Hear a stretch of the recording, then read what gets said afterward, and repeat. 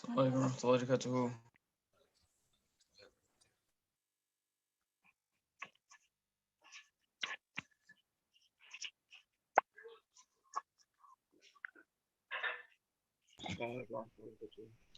Walaikum salam wa rahmatullahi wa barakatuh. Is the audio clear? I got some different headphones. I can't It's find my clear. other ones. You're doing good. It's clear. Seems clear on my end. Yeah, it's clear on my end as well. Okay.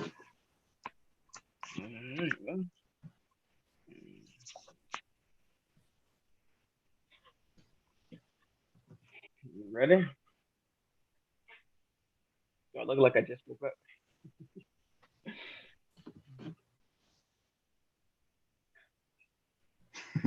Who the heck is Cake Pie? I have no idea, but alhamdulillah, they're waiting. The first person inside of the chat. You gotta love these names. It's all good. All right, you ready? All right. Good. Amr, it's on you. Ready to go. بسم الله الرحمن الرحيم الحمد لله نحمده ونستعينه ونستغفره ونعوذ بالله من شرور انفسنا ومن سيئات اعمالنا من يهد الله فلا مضل له ومن يضلل فلا هادي له واشهد ان لا اله الا الله وحده لا شريك له واشهد ان محمدا عبده ورسوله اما بعد. All right, assalamu alaikum everyone. Welcome back to the return, I guess, of the R2F show. We didn't really go anywhere. It was Ramadan, so we kind of like went back on not doing as many things about Sufi cult groups, and Jafar and I kind of just went about and talked about Islamic topics, and alhamdulillah we were able to do that and get knowledge out there that doesn't pertain to just Sufi cult groups, kind of just like general Islamic stuff, which I would love to do more of that in the future. But unfortunately, when you turned your back to something, they appear again, right? So we kind of let them fester and do their own thing, and then they decide to go crazy. All right. So this show right here, it will be a longer show. I've been trying to get the shows to be an hour, and we have done a good job on that. But this show is, the handcuffs are off. All right. I'm expecting at least 2.5, 3 hours minimum for this show. So be prepared for that. There will be a lot of serious topics we have to get to. And inshallah, we'll be able to cover all of them in due time. But if not, then we have plenty of other shows coming in the future. If you want to be a guest on the show, please reach out to anyone on R2F and relay that to us, and then we can get it arranged so that you can come on the show and tell your story. So we're still going to do interviews. So if you want to come do your interview, please feel free to do that. And I believe Mubarak has something to do, inshallah. So that's all I had to say. And whenever Mubarak is ready, he can go on what he wanted to do. Hold on. I believe I have something for him right there too. Dr. إن الحمد لله نحمده ونستعينه ونستغفره ونعوذ بالله من شرور أنفسنا ومن سيئات أعمالنا من يهده الله فلا مضل له ومن يضلل فلا هادي له وأشهد أن لا إله إلا الله وحده لا شريك له وأشهد أن محمدا عبده ورسوله أما بعد.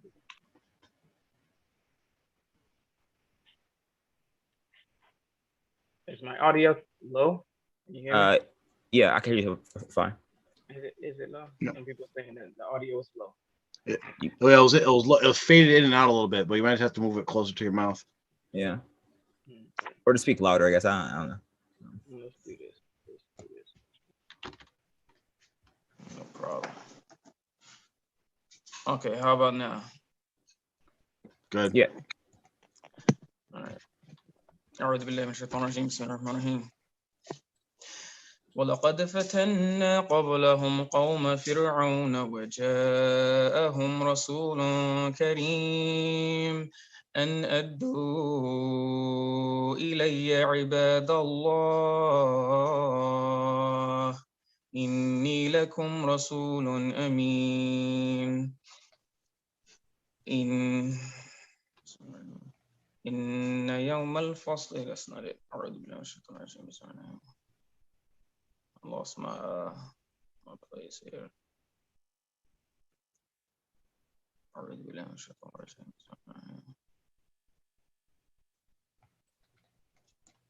Okay. وألا تعلوا على الله إني آتيكم بسلطان مبين وإني عذت بربي وربكم أن ترجمون وإن لم تؤمنوا لي فاعتزلون فدعا ربه أن هؤلاء قوم مجرمون فأسر بعبادي ليلا إنكم متبعون واترك البحر رهوا إنهم جند مغرقون كم تركوا من جنات وعيون وزروع ومقام كريم ونعمة كانوا فيها فاكهين كذلك وأورثناها قوما آخرين فما بكت عليهم السماء والأرض وما كانوا منظرين.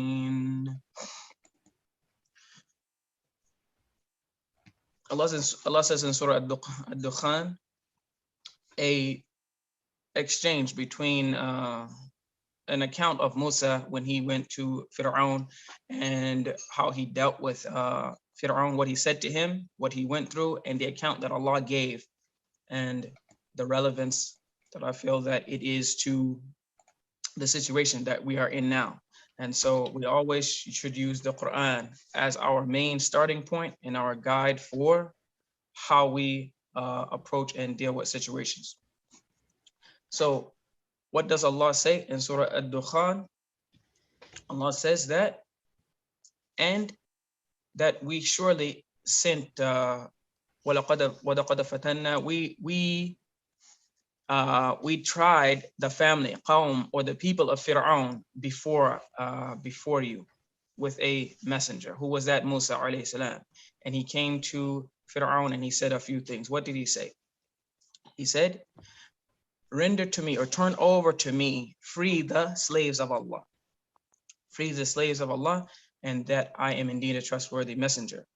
And similarly, in these cult groups, you have servants of Allah, slaves of Allah, who they are trapped in these places and they should be freed. They want to get out. They have spoken out, they have reached out, they have asked for help day after day, individuals, families, and people, and they are trapped. And so, as Fir'aun is saying, free the servants of Allah, the slaves of Allah. In this situation, we see people, the servants of Allah, the ibad Allah, that are trapped and cannot get out. So this is the work that Musa alayhi salam is doing, and inshallah we are hoping to follow in the footsteps of Musa alayhi salam and free those people who are trapped. What does Allah say after that? And be not haughty with Allah. Indeed, I have come to you as a clear authority. And so with these cult groups, what happens is when people come with the truth, arrogance is shown. The first thing that is shown is the arrogance. And just like Fir'aun and Qawm Fir'aun, the people of Fir'aun and their family, they rejected and they were arrogant. Similarly, when you deal with cult groups, you face arrogance and people who will reject things outright. What does Allah say next? And indeed, I have sought refuge in my Lord, lest you should try to stone me or attack me. And the next thing they do is the person who comes and says, follow the Quran, follow the Sunnah. They wage personal attacks against their family, verbal and veiled, empty physical threats. Rarely do they ever actually follow through on anything physical, but they make allusions to it.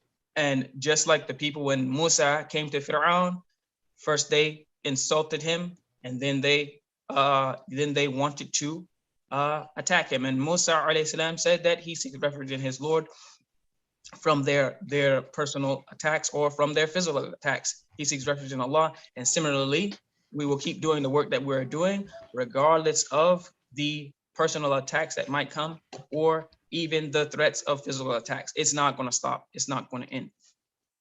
Moving forward, what does Allah say next? But if you indeed do not believe me, then leave me alone. This is what Musa says to Fir'aun. Okay, you don't believe me. I'm coming to you. I'm telling you the truth.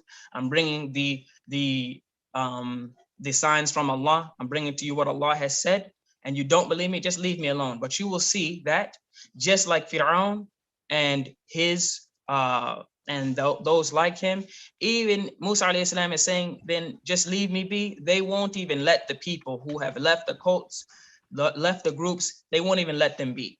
If they are enjoying themselves and sharing their happiness and their accomplishments and some happy things that happen between them and their family, you know, they don't even want people to congratulate them or be happy for them or anything. They won't even leave and let them be. They won't let people, to even family or loved ones or friends, to even to show even love or care or thanks to them. So in the same way, they wouldn't leave Musa alone, and even the people who escaped, they won't leave them alone. Allah goes on to say that Musa alayhi salam said, and finally he called out to his Lord and said, these people are criminals. He said, these people are criminals, and that we say the same thing. It is very clear that these groups, these cults, and these groups that we are dealing with, that their aqidah is not one that is compatible with Islam. We have pointed it out very clearly. We have shown that it is not part of Islam. We brought the proofs and we brought the evidences. So we say clearly the beliefs that are whether it be the 7 sultans or any of this extra stuff, it should be left immediately so that there's no ambiguity. There's no, well, there is a position, or maybe, or we don't want to talk about it. No, we will talk about it. And it's very clear. We don't want there to be any ambiguity in our position. The same way that Musa alayhi salam said that there's no ambiguity in his position. These people are criminals. We're going to get on to what Allah said. Allah said that for them to set out with his people, as Fitrah finally agreed, okay, we'll let them go, but it was short-lived. He said, set out with your servants by night, you are definitely going to be pursued. And similarly, what happens is these cult groups, they will say, anyone who doesn't want to be here, leave. But then they still pursue them. How? They try to trap their families. They try to trap their wives. They try to trap their children and keep them ensnared in the situation, in these cults. So just like Fir'aun, they're still pursuing them by night, secretly or openly. They're still pursuing them, even though they're trying to leave. And make no mistake about it, people are trying to leave these cults one by one, family by family. They're reaching out every single day, but they don't know how. So now, as they start to leave one by one from right up under the nose of those people on their high horses and in charge and living extravagantly and being arrogant in the land, they will come to find themselves that they will be all alone as people leave right from out under them. And Allah says this in the next ayah, how that leave the sea in stillness, indeed the army of Fir'aun will be drowned. And just like the army of Fir'aun was drowned, the people who are part of these groups and their upper tier, their leaders and the supporters of these leaders, they will be drowned by the truth and wind up alone. It's a matter of the people who are with them or trapped in these groups. Are they going to be drowned with them or not? Because surely they are going to be left with nothing.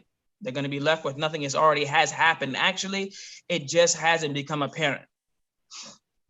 And Allah says how much they left behind of gardens and springs and crops and noble sights and these things. These people lived in what can be considered mansions in other countries.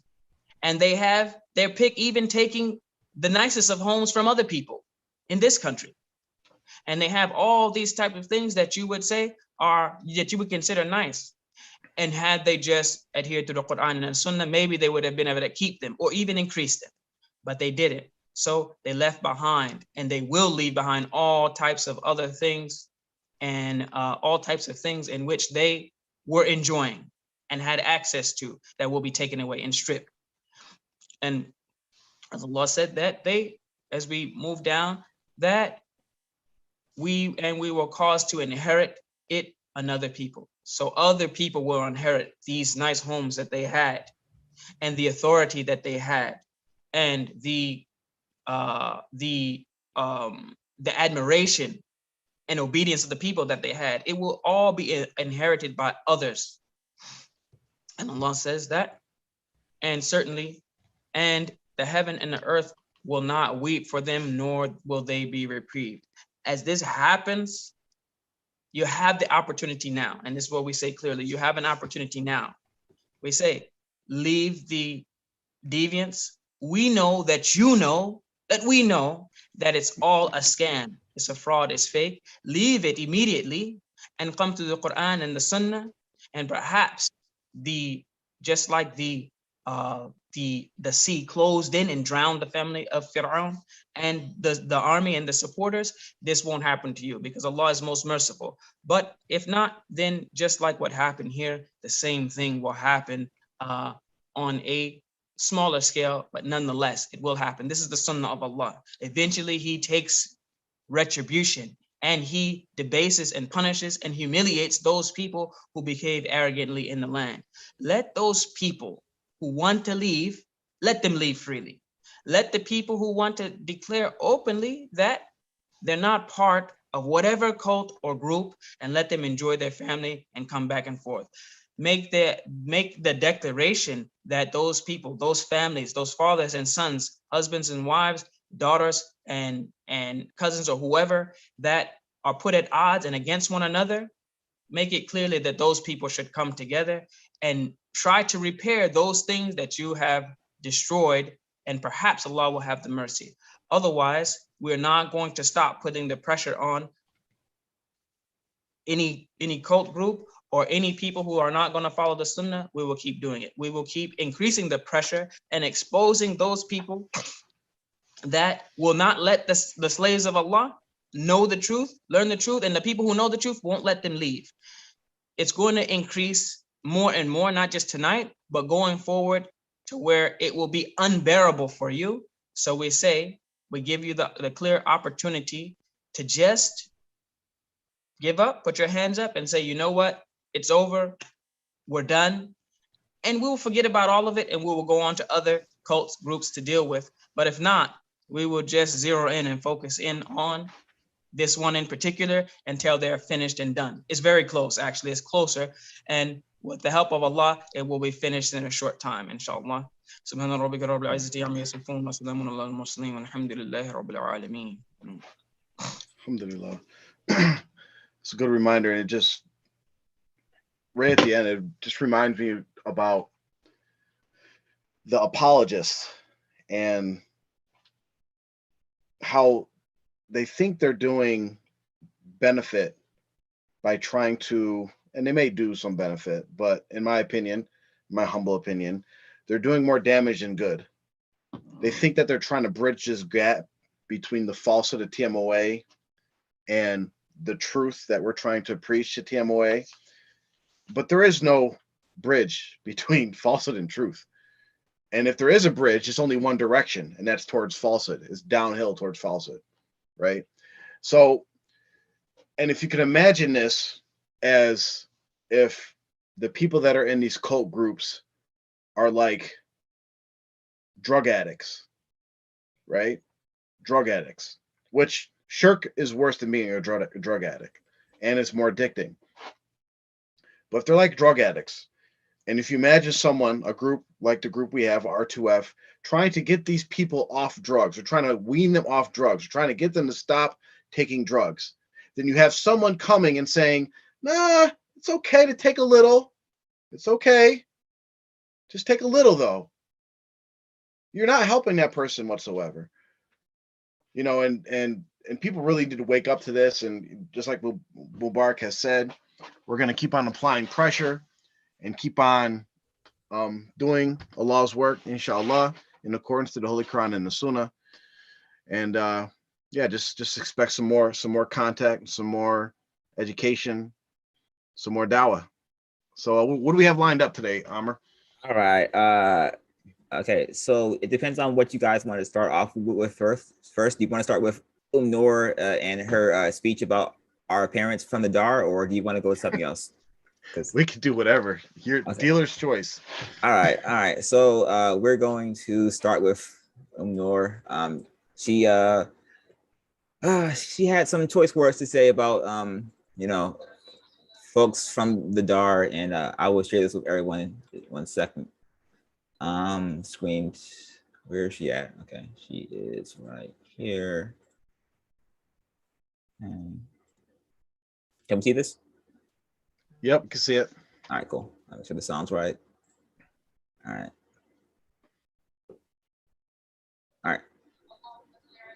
Audio good? Nope, I can't hear it. All right, hold on. I can hear it. Oh, okay. Well, it's low, but I can hear it.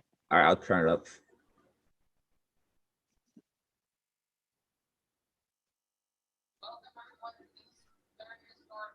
Good. It's still real low for me. Let me see.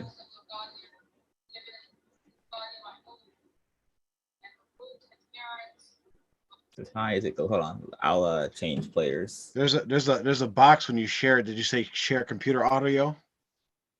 There we go again.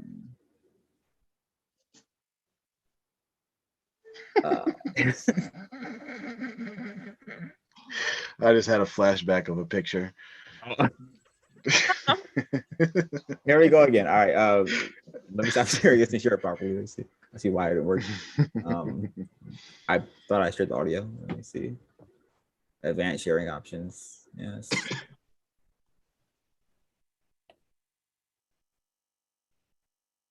Sound. Yeah. All right. Should be good now, inshallah. All right. Cool. Knock my ears out. Good. اللهم صل على سيدنا مولانا محمد وعلى آل سيدنا مولانا محمد وبارك السلام عليك. Welcome everyone to this very historic program. No salam. Of course not. Ibn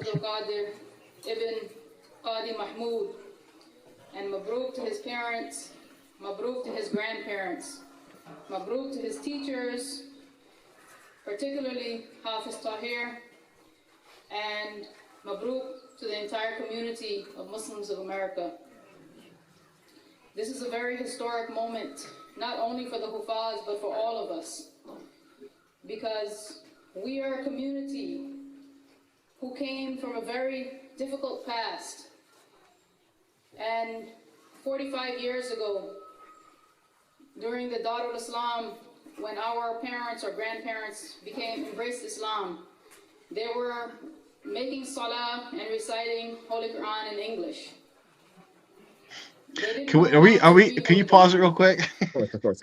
Are we gonna address things as she say it or wait to the end? Because I'm really good with whatever, because there's so much to address just in this first minute and 10 seconds. So depends on what you want to do. So yeah, we should go through it as it okay.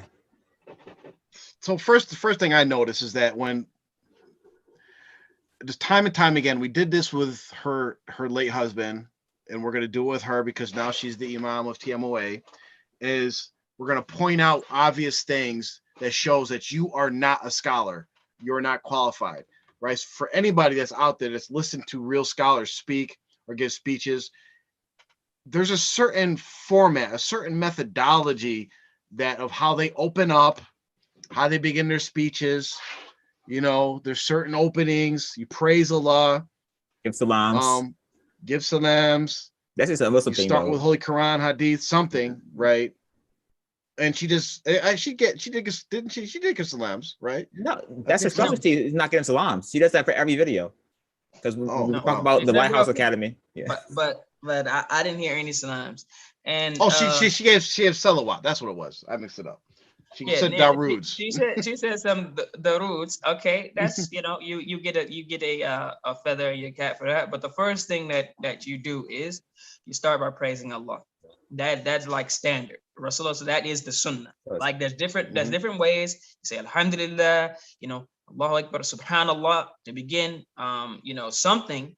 Everybody doesn't have to say Inna alhamdulillahi nahmadu, but it's in some form or fashion. Do you start with you praise Allah, you know what I mean, and then you acknowledge that you are Muslim by doing, you know, a certain way. And if you look at the format, that's what is followed just by people of, you know, that it's not even scholars, just Yeah. just normal. It's just the normal. Muslim thing. Yeah. Yeah, it's just Islam. You know, Yeah. you start with Yeah. praising Allah, and you know, you send the rules on Rasulullah sallallahu alaihi wasallam. You So, give so, salams to the audience.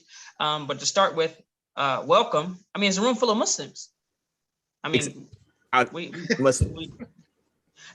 and on top of that, it's very clear that she was nervous. Very clear that she was nervous, which, I mean, being nervous when doing public speaking is Very common. is common. Yeah. It happens every time. Every time I speak before any group or whatever, you know, I get a little nervous. It's normal. You get like a little bit of butterflies in your stomach. That's fine. But if you are you know, Gonna be leader. Morishida. but yeah. You really should have, you're in the command over a room full of men, by the way. But nonetheless, you're the leader, and they're looking for you for these men are looking to you. They're female imam. They're looking to you for some strength, some bravery, some guidance. A wife. They're following you. And for them to see you stuttering, sputtering, scared, nervous, that says one or two things. They made a mistake in choosing you as a leader, or you're the best option they got. So it's one of the two. But no salams, very nervous. No Islamic format followed. And I'm wondering, like, with that nervousness and her obviously being scared, her obviously being intimidated, and where is that bravado of, you know, the same person that's going around to the various lands and telling people, shut up, mind your business, don't ask where the money goes, mind your business, don't ask about the problems with the Ahl Bayt family. Where's all that bravado? Where's that at? Where did that go? You know, when you come up and stand in front of these men who all are just, and again, like you're saying, Mabruk, there's nothing about that audience that I'm like, they're celebrating anything. They all look like sad. It's melancholy. They look like they want to go home. Yeah. Like, and we'll probably see more. We'll see more of that as we go on in the video. Okay. Go back to the video. Well, wait. First, she did say right now before that the people in the Dar al-Islam were all making salat in English. Yes. Right. So it's our first shot at the Dar al-Islam, which, you know, maybe there was some people in the Dar al-Islam making salat in English. My father was not part of the Dar al-Islam, and he made salat in English because he didn't have a teacher and didn't learn properly. But as far as what we know about the Dar al-Islam, we know for a fact that before Mubarak Jilani ever even came to America, they already knew how to read Arabic. Exactly. They already knew how to make their salat properly. They already knew a lot of fiqh, hadith, Holy Quran. They knew all these different things that Mubarak Jilani never taught them. They had hafiz or hufaz that taught them.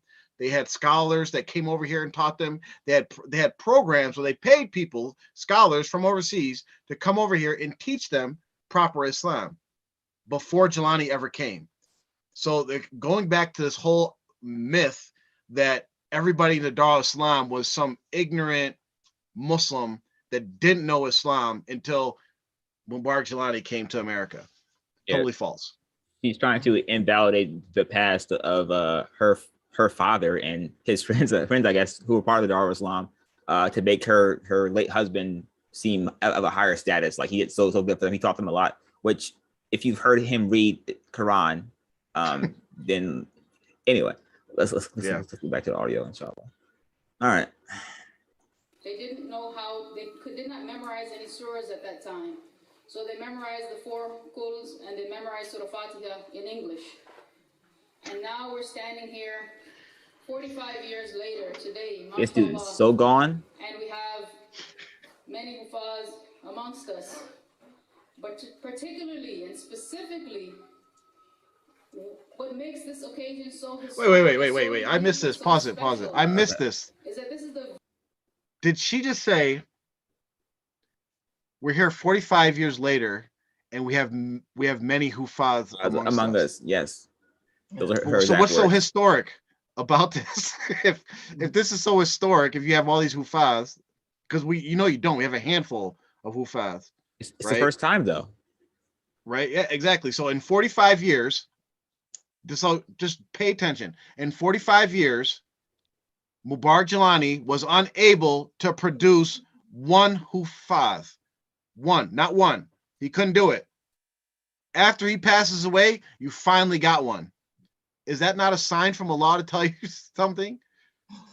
And it's not even like they came from his teaching at all. Like the two Hufaz they have, Sadiq Tahir went to Georgia and became Hafiz there, and then came back to the Jamaat. And then the one person that like graduated there, he was somewhere else prior, and then just finished and with Shafiq Tahir. So it wasn't like he was like, I studied my entire Quran all the way through to become a Hufaz and TMOA. It didn't happen. Right.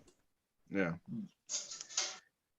All right. Anyway, let's see how many more lies she has to say.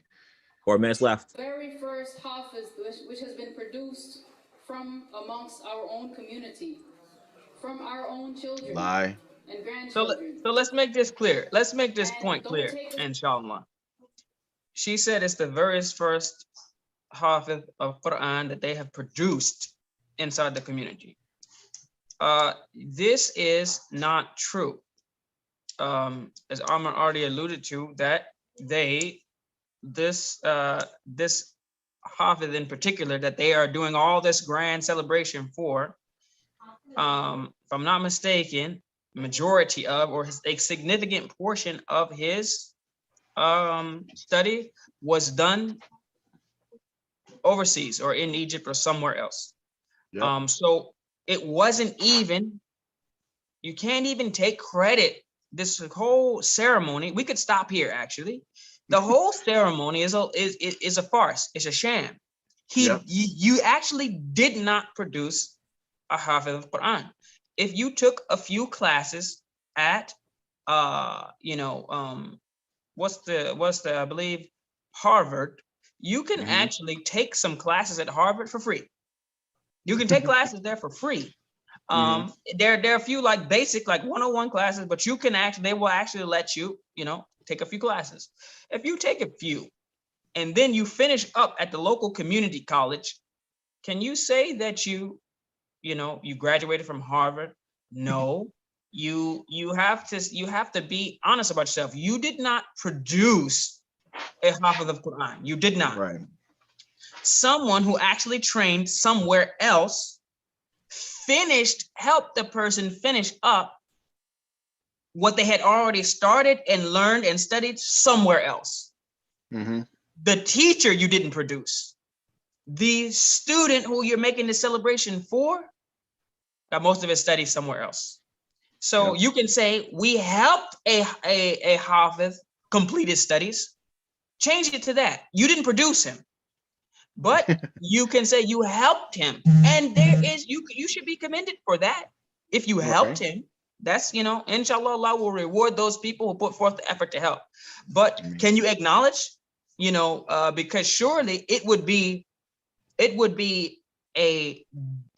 disrespectful and disingenuous to his actual teachers, those people who actually put the time in with him as he was going through his studies in these other places. If he came up and spoke, and I don't know if he did or not, but surely every person that graduates or whatever, they have a list of people that think, I want to thank, these people or whatever, those people who helped him along the way. Surely he's going to mention, well, I did 98.9% of my studies somewhere else, and then I finished up the rest of the way with someone who trained somewhere else but happened to be here. I mean, let's be real. This is dishonest. It's disingenuous. And to say that you produced a Hufaz is, I don't see how it can be anything except a lie. But Allah knows best. This is a small event or a light moment. Because as those speakers who came before me, they said, inshallah, again and again, we'll stand here and we'll congratulate more Hufaz in the future. We will, inshallah. We will, because a trend has been set. But right now, today, is the day the trend is set. Another 45 years, they'll get two. Is a day where we can proudly say, as Muslims of America, the Muslims of America, this Jamaat, that we have been able to produce our own Hafiz right here on Holy Islamville, South Carolina. MashaAllah. Subhanallah. It's a very great achievement.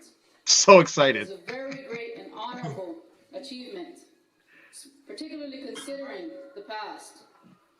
We'll pause it right here just so people can see this. So if you look at all the men, and I remember if anybody's been to a retreat or sat in on a Skype or whatever with Mubarak Jelani, this is actually like protocol for them to sit in a certain way with your head down, bowed, in like a respectful manner. Look at every single one of them. They're thinking like they're showing great adab and like being respectful. Is actually in their minds like also a form of worship to be sitting there in this manner, respecting their murshida, right?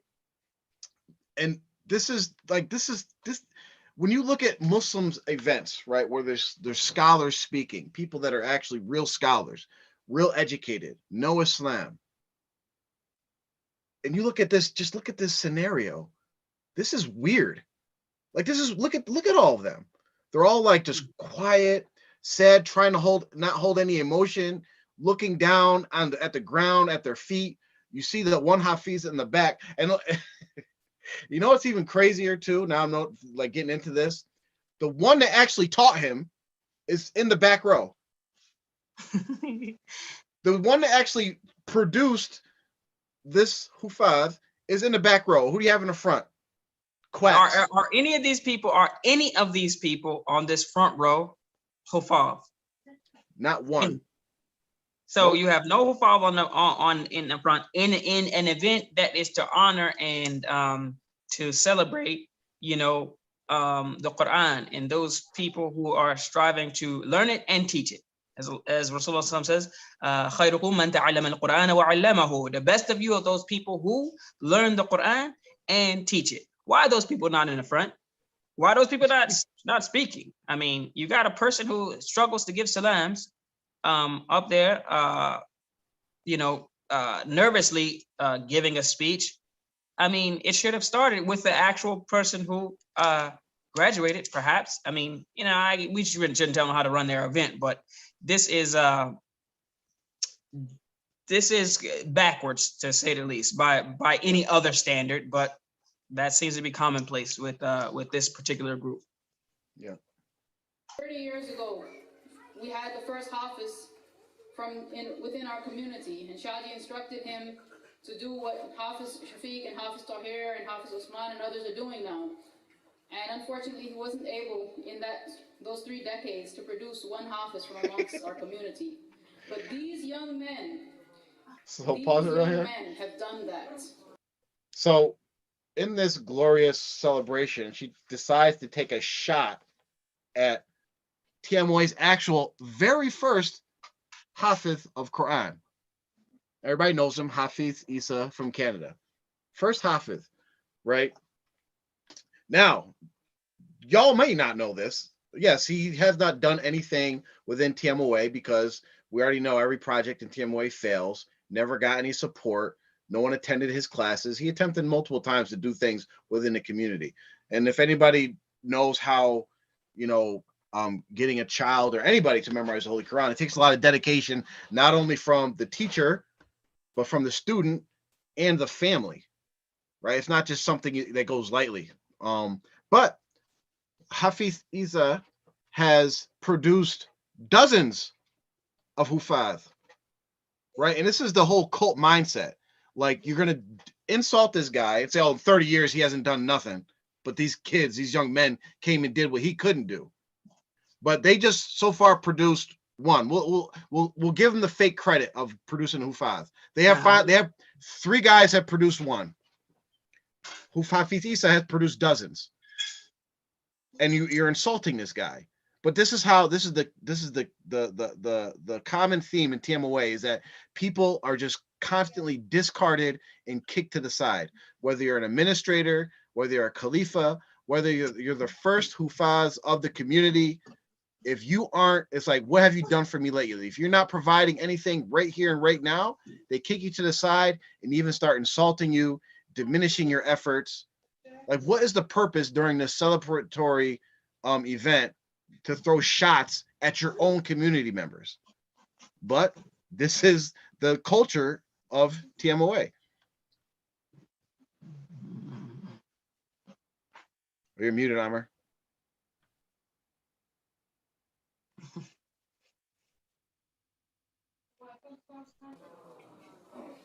And that is a miracle for us today.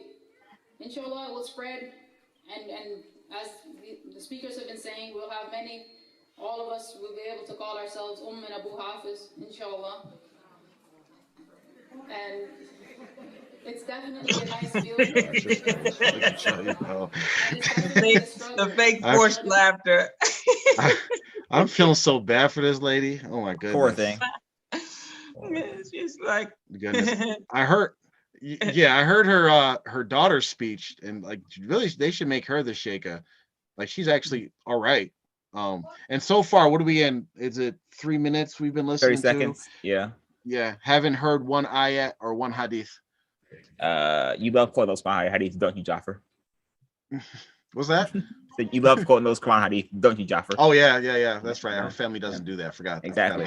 Shame on you.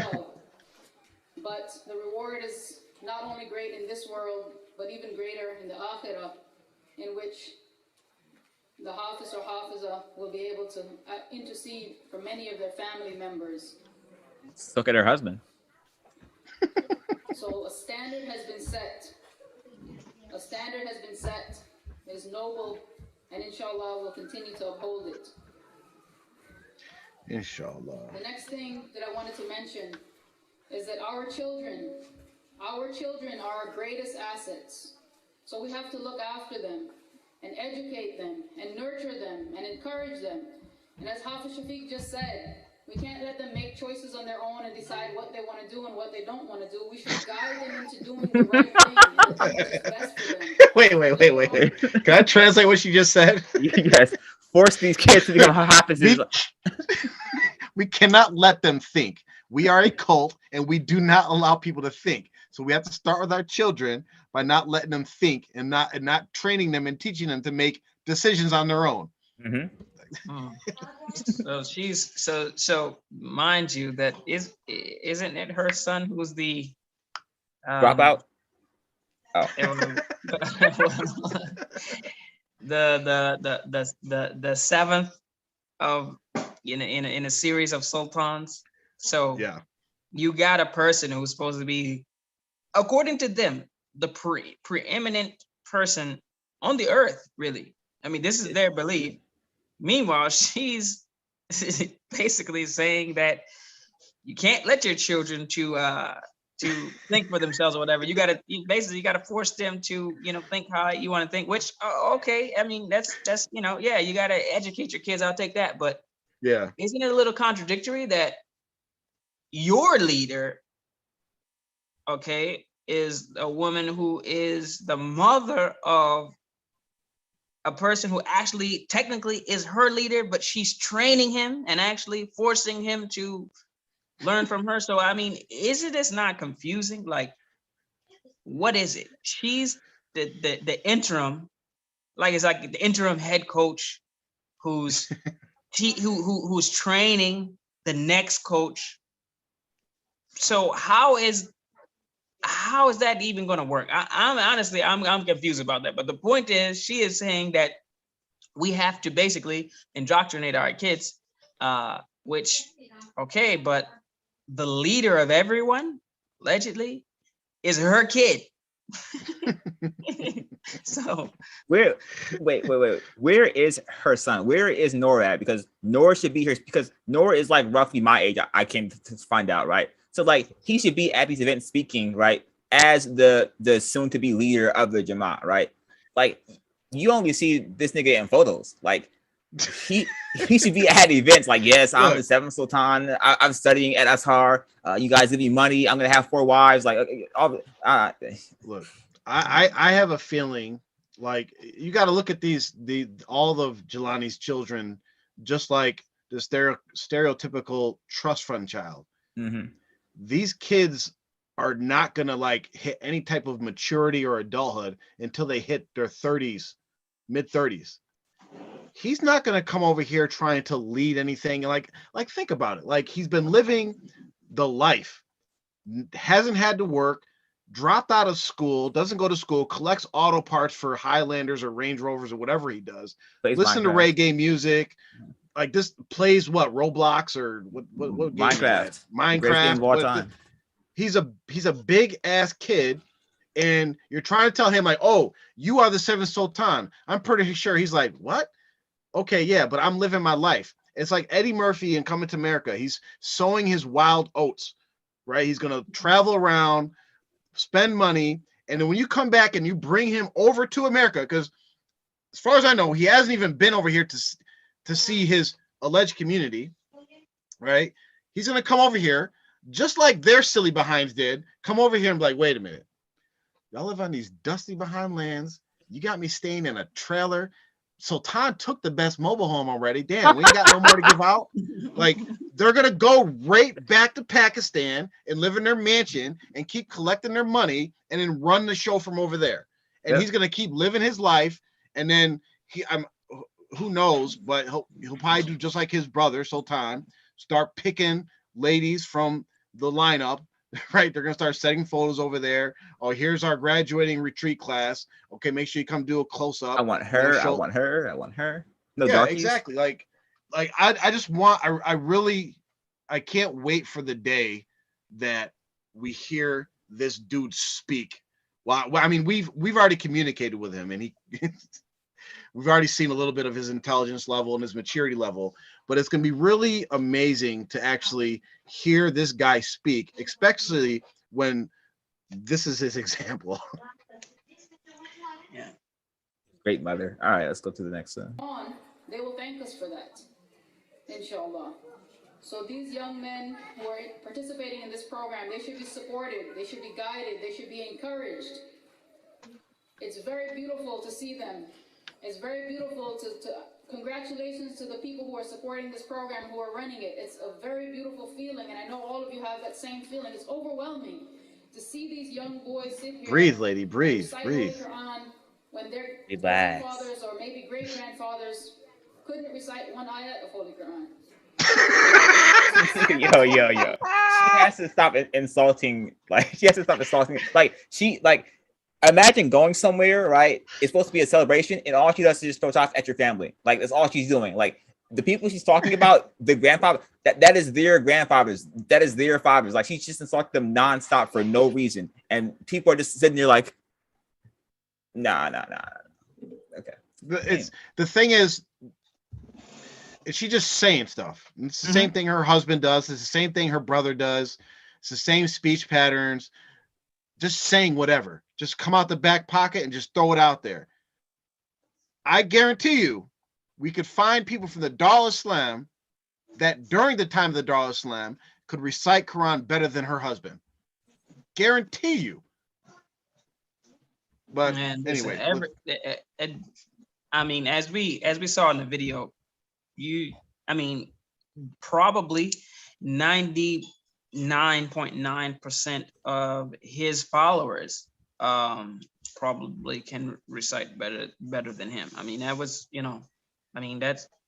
a person that really doesn't have anything in that department, and that's putting it lightly. So yeah, just taking shots at the Dar, the people, there's people with firsthand accounts of what they did do and what they studied and the things that they did.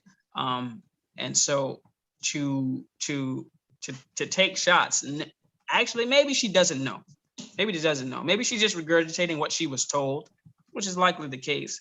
But alhamdulillah, that's why we are here to set the record straight. And it's very beautiful. It makes me feel proud, and I know that it makes all of you feel proud. So let us support them and encourage them.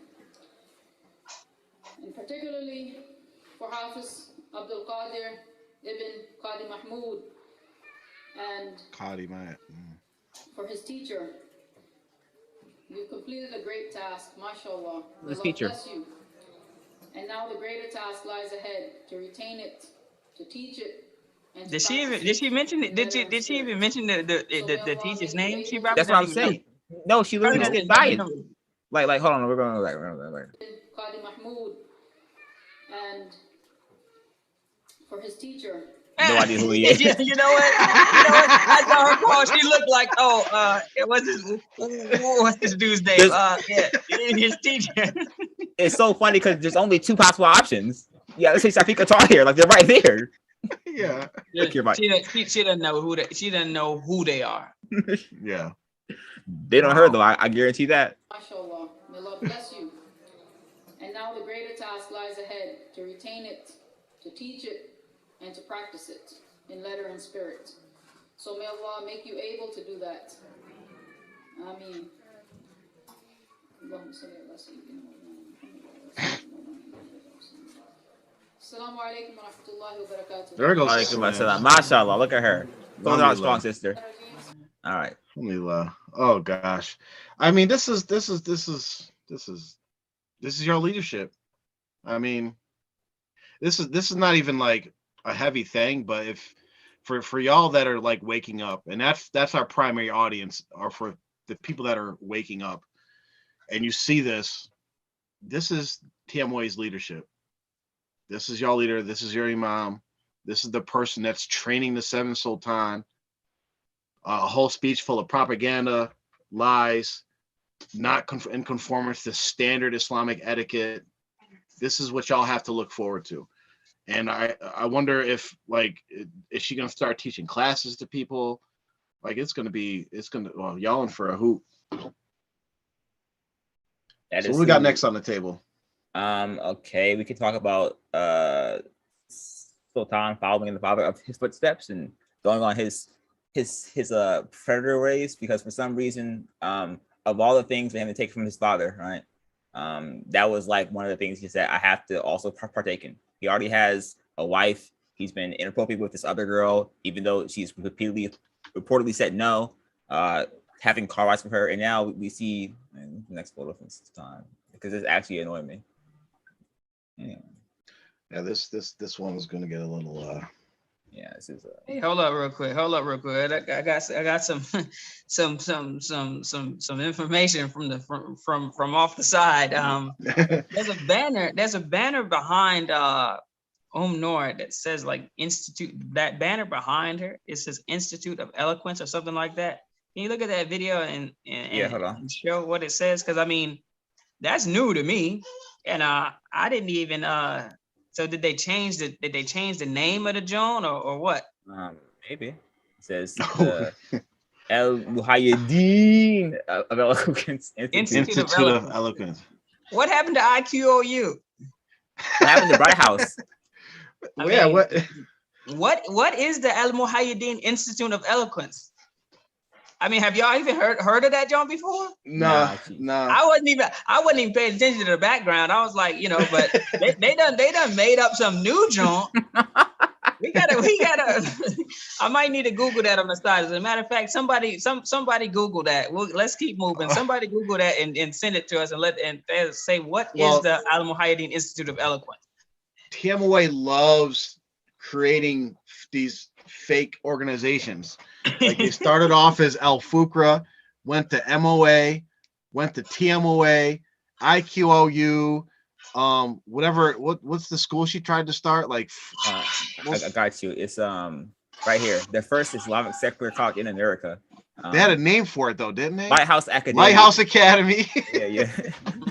Yo, honestly, we could do a whole show on this. I'm not even kidding. Like this project right here was such a terrible excuse to just scam money. Like, because if you've ever been to Virginia, you know that this building is a piece of crap. Like this was never gonna seem like that. But that's a different day. Okay. All right. So you get into Mr. Predator himself. Oh gosh, this guy. Right here. Oh yeah, Allah. So let's remind the people about this guy, Sultan Jelani. So months ago, last year, we were asked to address an issue with Sultan inappropriately messaging a young teenage girl, trying to court her or groom her to be his third wife. It was the cousin of his second wife. And he was basically, she said no, and he kept pressuring her, pushing at her, trying to use his power and influence to the point where the girl was like having second thoughts, thinking that Allah would be displeased with her if she doesn't marry this guy that she's clearly not interested in. So that happened like last year, but during Ramadan, we find out that he's been writing love letters to the girl. Now, mind you, and I'm gonna, excuse the stuff's already out there, but we're just have to bring it up just to show how much of a dirtbag this guy is. So to cover himself from the embarrassment or the shame of being caught trying to groom this young girl and force her to marry him, he made up a whole story to try to cover this up. And here's the story that came from Jelani's camp, that this girl was Majnoon, that she was possessed, and that she needed Quranic therapy. And Sultan was giving her Quranic therapy. And during these Quranic therapy sessions, she became obsessed with him and started pursuing him. And that's where it all came from. Right? That's where all that was their defense of his communications with her. It was all her. She's Majnoon. She needed Quranic therapy. This is how he degrades the girl. Instead of just saying, yeah, I was a dirtbag, I shouldn't have did that, I was wrong, I'm sorry. But then he comes back and starts writing love letters to this crazy girl that he said was Majnoon. I could give you anything you want, anything you need, I'll provide it for you. This nigga with no job, no skills. The only thing he has going for him is that he's inherited a piece of the Jelani cult pie. Mm-hmm. That's it. And it's really shameful. And may Allah protect us ever from being in this position where we cannot defend our children, and as men specifically not being able to defend our daughters, because this girl has a husband or has a father. This girl has brothers, and even though they know that this dude has been writing their sister, their daughters love letters, they can't do anything about it. Not a damn thing. And this guy's now riding around in a car with future prospects. And I'll let Mubarak touch on this one because, like, he'll be able to cover this the best. Because look at this. Just look at this. I'll be honest. The thought. Like I said, we got 4 girls, and I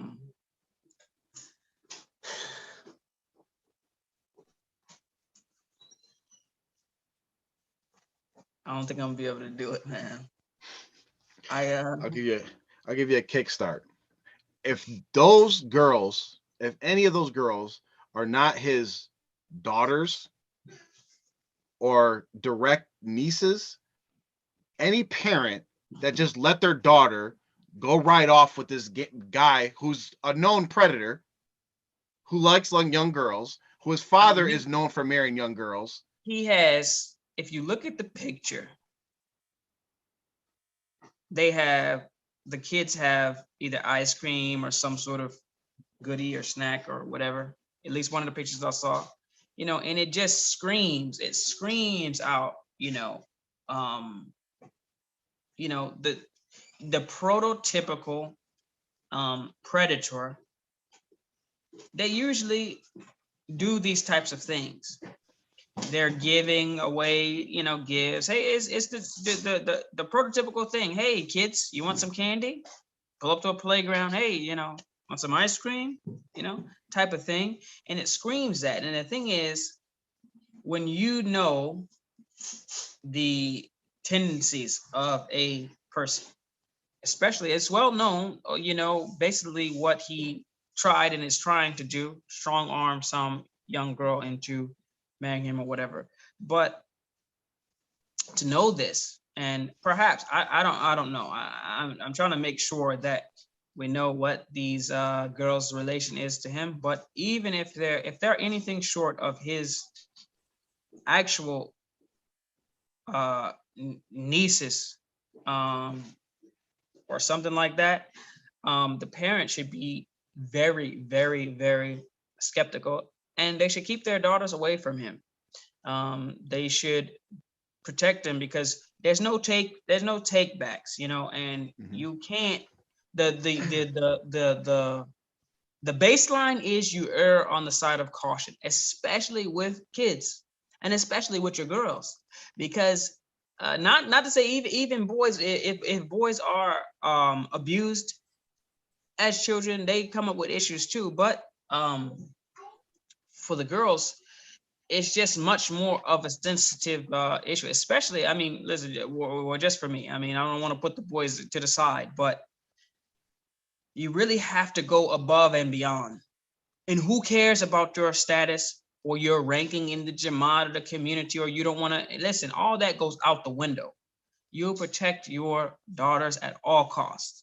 If you get thrown out of Jamaat, it's fine.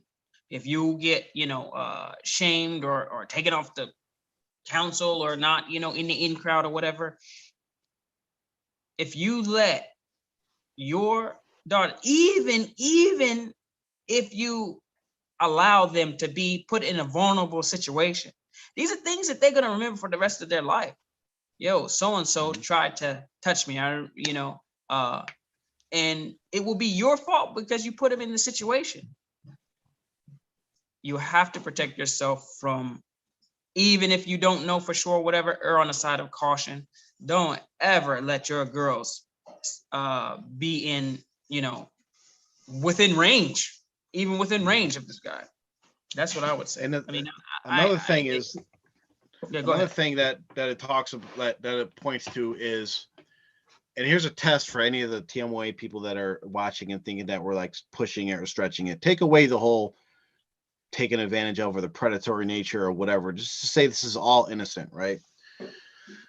What you're doing is you are training these girls for a certain mindset, and you're training yourselves as well. Because if that was just a regular random Jamaat stranger driving down the road and then gathered up your daughters and all that into their car and was driving around giving them ice cream and candy, most parents be like, you don't know him, get out of that car. Exactly. And then you go to the person like, listen, I appreciate whatever you're trying to do, but don't, you shouldn't be doing this. You can have your wife drive them around or whatever. Why are you driving around my girls? You would do that for a regular, because he is a stranger to most of you. But what you're doing is you're setting a precedence that there is an exception when it comes to these people. Mm-hmm. There is an exception that comes to members of Ahl Bayt, alleged Ahl Bayt, Mubarak Jelani's family, or just administrators in general. Because it's the same problem you have with regular administrators. You have K2 that contacts people's wives behind their husbands' backs. You have Sultan that can feel free to have a young girl's phone number and text her and write her love letters. And you're going to have the same culture when these kids grow up. You're going to teach them like, oh, no, you can't talk to the non-mahram men. You can't have boyfriends. You can't be intermingling with opposite sex. But when it comes to administrators and the family of Mubarak Jelani, all that goes out the window. And it reminds me of an individual, and we won't get into the details, but you have to have some courage, right? You have to have some courage, where Sultan was trying to talk to a man's wife, trying to talk to a certain man's wife, and the man checked him like a man should do and said, do not respond to him. Don't talk to my wife. You talk to me. And then the people that were there was like, but that's Sultan Shah. And then he should know, if he's Ahl Bayt and all this, he should know that more than anybody, that he shouldn't be addressing my wife. Here's a hadith, right? Most of you guys know it, and I don't have the exact words. Well, it was when Rasulullah went to Jannah. He went to Jannah and he got to see this giant paradise. He's seen like one of the servants was very beautiful, and she was like, "I'm just a servant. I'm not even one of the Horis." Right? And he was like, "Whose mansion is that? Whose palace is that?" And they're like, "That's Umar's, radiallahu anhu." And Rasul, long story short, when he came back and told the Sahabas, and he's like, "I wanted to go see that palace, but I didn't." And they're like, "Well, why didn't you go?" And he said, "Because I know Umar is protective of his women, and I didn't want to go into his palace." This is Prophet Muhammad sallallahu alaihi wasallam, that in Jannah, the place where there's no sin or anything, he didn't want to violate Umar radiallahu anhu's wives in paradise, or his ghayr, his jealousy that he has over his family, or his thing in Jannah, that he didn't go see the palace. So if Rasul sallallahu alaihi wasallam is cognizant of this and doesn't violate these rules and regulations, and he's not the exception, what makes you think these duds are? They're not. And it shows you that they're like, they don't know Islam, and if they do know Islam, they don't care about Islam. And on another point, how we are now at the point where you guys are paying these people money and they are flaunting this crap in your face, flaunting it right in your face. You have this guy drive around a motorcade. There's like an Escalade behind him. He's in a convertible. I don't know what kind of car that is, right? I don't know if we have the picture with the young girl flashing a Rolex on their trip to Barbados. We have a video of it, but yeah. But this is, they're flaunting this crap in your face. So look at the progression that TMOA has made since R2F started speaking about these things and bringing these things to light. Y'all went from a Jamaat that paid percent/membership dues, and people thought it was like zakat. People thought it went to charity and orphans, and some people thought it went to help mujahideens, right? This is what people thought. One of those three things. Now we're at a point where you guys know it goes directly to the pockets of Mubarak Jilani and his family. But there was a disconnect because they lived in Pakistan. Mubarak Jilani would take all his luxury watches, throw them in a drawer. He had his luxury cars and SUVs and mansions and all these different things that they lived plush lives in Pakistan. But y'all are disconnected from it. You didn't see how they lived. But now they've come back. They're in your face, and they are flaunting your money in your face by flashing Rolexes, taking trips to, I don't know where they go, to Barbados or something. Yeah, during Ramadan. They're taking trips, vacations, flying from here to there, buying SUVs, renting drop top cars. Like, they're living baller lives in your face off of your money. None of these people have a job. None of these people have investments. And think about this. They are your spiritual guides. The leader, Sheikha, and her son. Put up the picture. Put up the picture one more time, Amr. Right. And look, I mean, these splashing a Rolex or whatever it is, probably bootleg, but still. I mean, these are your spiritual guides. I mean, if you just, the picture alone should tell you, yo, I don't know much about spiritual guidance, but I'm not taking any spiritual guidance from this group, from this lot. No, it does not scream spiritual guide to me. Sorry. Yeah, I mean, one of the things that is apparent to me is what they're trying to do is condition the new community, right? That they're a part of, that they're now in charge of, right? Because previously with the old community, right, their father was so disconnected from the community, right? They only saw him occasionally on Skypes, and so it became accustomed to a community at the time where, okay, we don't ever see Jilani, but when we do see him, we're going to give him money and he's going to talk to us about something that he's not qualified to teach us, but he's going to give us a discourse, right? But right. Now, as the community has changed, right, they are conditioning everyone to be more like they're more in the face of the community, right? The community sees them, they're more tangible now, right? So now they're able to live these extravagant lives, and the community views it as, oh, this is a good thing because we are doing our part to make sure that these people have good lives. And like with the photo of Sultan, right?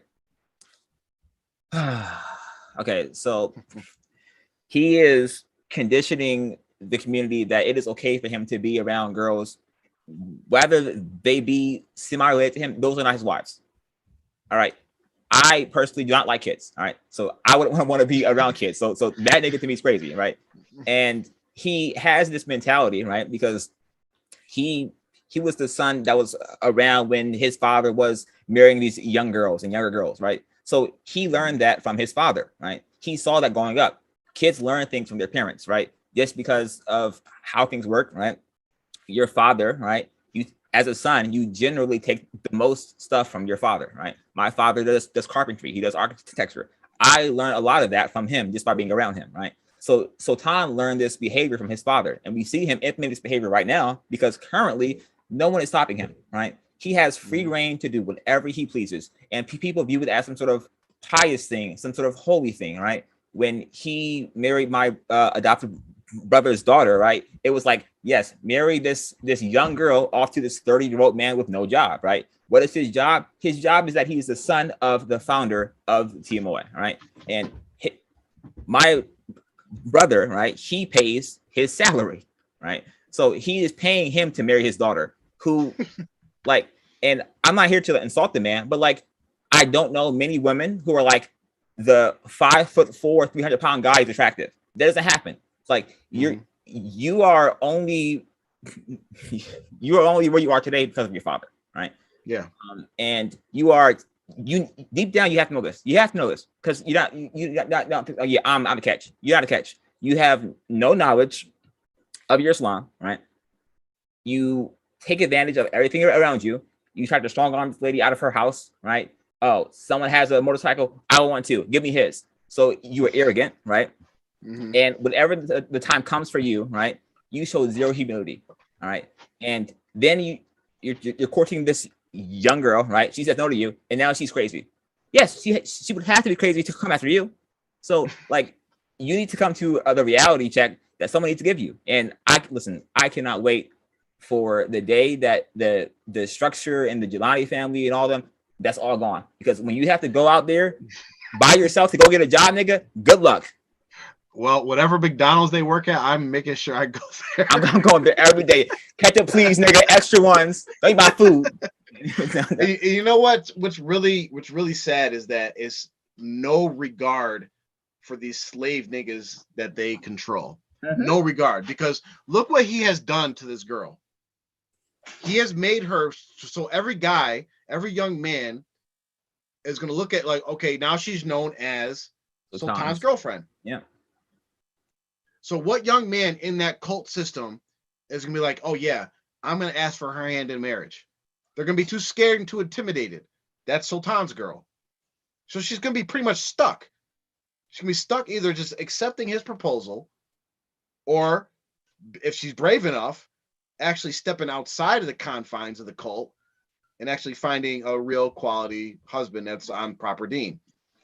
You know, something that I was thinking in when you said they made the claim that, oh, he was giving her Quranic therapy and then she became attached.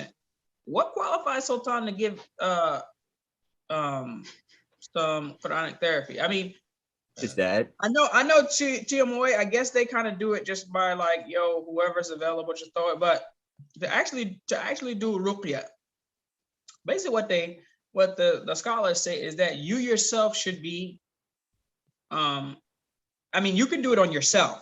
Like you yourself can do it, to yourself. You actually don't need a raqi to come and do ruqya on you. You can do it on yourself. But if you don't, you don't know how, or you can't, or for whatever reason, the person that goes around and does Quranic therapy and does ruqya on people, this person should be a person who is righteous. They should be knowledgeable. They should not be a fasiq or a sinner, because these things, when they go and try to do the Quranic therapy and get the if they're having problems with shayateen and stuff attaching to them, what will happen is, due to their sins, and their issues, the shayateen will jump off of the person and attach themselves to them. So they have to be very strong in their deen and be practicing it and not be committing, these major sins or be someone who's plays fast and loose with their religion. They need to be a righteous person.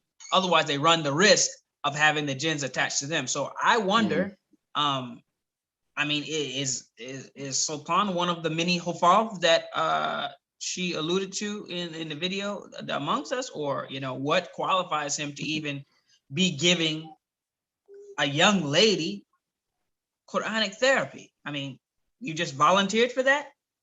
I mean, out of the blue. I mean, I don't even understand how he got the assignment. I mean, probably mind you, there's at least one female hufaz in TMOA. Could have got her to do it. Right? That would make sense, and also not benefit him for his goal to take out a young girl as his wife. So I mean, they wouldn't ever question him. And he's never qualified, so his father. What's crazy? Like, the closer you get to Jelani, the more ignorant the people seem to become. Like I mean, we all do our best as parents or whatever, but if you are the sixth Sultan, the Mujaddid of the century, right? You teach you teach people, your followers, that you are the same as Allah. You teach people that all you have to do is look at them and they will be like embedded with knowledge and light and all this. But meanwhile, from your own household, you haven't produced, anything. Not one. You haven't even produced a damn college graduate. Oh, hey, listen. His mother said he dropped out because education needs a revolution. I have the video. Wait. I have the video right here. Hold on. Oh, y'all. Okay, so just for a quick backstory, right? This launch code donation site, right? TMOA made about a year and a half ago, right? They were going to renovate this building here in Charlotte Courthouse, Virginia, right? Listen, I've been there before several times. This building is ghetto as hell. All right. Originally, the goal was $1 million, right? And their whole plan was to get 1,000 people to donate $1,000, right? And if they came together, they were going to build the first secular Islamic college in the United States for Muslims, right? And then Noor had a speech prepared, and she gave this heartwarming video about here we go. Zainab Adams, founder of White House Academia Group, INC. A revolution. No salams, by the way. No salams. Just revolutions. A revolution has begun, and you will now be included. Far too often, people try to put other people into boxes and assign labels to them. But each of us are as unique as our fingerprints. Italian. And this is why inclusiveness is so important. But what is inclusiveness? Inclusiveness means to cater to the unique and varying needs and differences of individuals. I personally didn't understand that until my son dropped out of college, deciding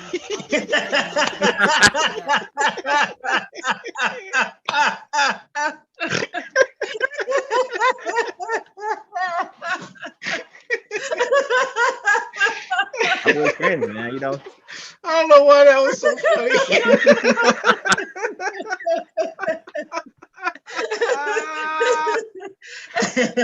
It's so funny to me personally because if he's the seventh sultan, right? These niggas are supposed to have memories of all their past selves. So like one of you had to be a genius, bro. If I was alive 7 times, bro, one of me is better in college, bro. Like, there's just no way, bro. You know how many degrees I would have if I lived 7 lives? She didn't know what was going on. Her son dropped out of college. Mind you, if anyone is wondering which son this is, who is this that dropped out of college? The seventh sultan. It is the seven. It's the seventh sultan. Your leader who's in training right after he finished fixing his Jeep and selling the parts or whatever he's doing, or land roving on Mars or pretending to be whatever. He's the one, in case you're wondering, the seventh sultan dropped out of college. I mean, what was he even doing going to college anyway if he's the seventh sultan? Shouldn't he What be college like in the did he court? go to? I mean, yeah. Pakistani Tech. Lahore Technical Institute. He went to a scam calls. Hello, sir, how are you? That nigga was going to DeVry in Pakistan. ICDC college. He's like, I'm trying not like my Umi, I cannot take this no more. Zero All to my back for 3.5 Minecraft years. buddies are texting me. They want me to log on. Get on, bro. You got factions to raid. All By right. the way, Man, since we're here, I mean, let's just literally just think about this. Now, this man is supposed to be the seventh sultan, the leader of the world. I mean, and he's the preeminent person on the planet according to their aqidah, according to their beliefs. Mhm. If you believe in the sixth sultan, then you believe in the seventh sultan, and your Murshid allegedly left a letter before he died, you know what I mean, that said, you know, it's him, he's the seventh, bam. So the seventh sultan, you know, was taking English Lit 101 or whatever, and basically was like, yo, Hamlet, I'm not doing this. I can't understand. What's the writer, the famous writer? Shakespeare. Shakespeare. Yeah, I can't get this old English, whatever this is, man. I'm out. I'm gone. He just got dropped out. So did she try to build a school just for her son? Yes.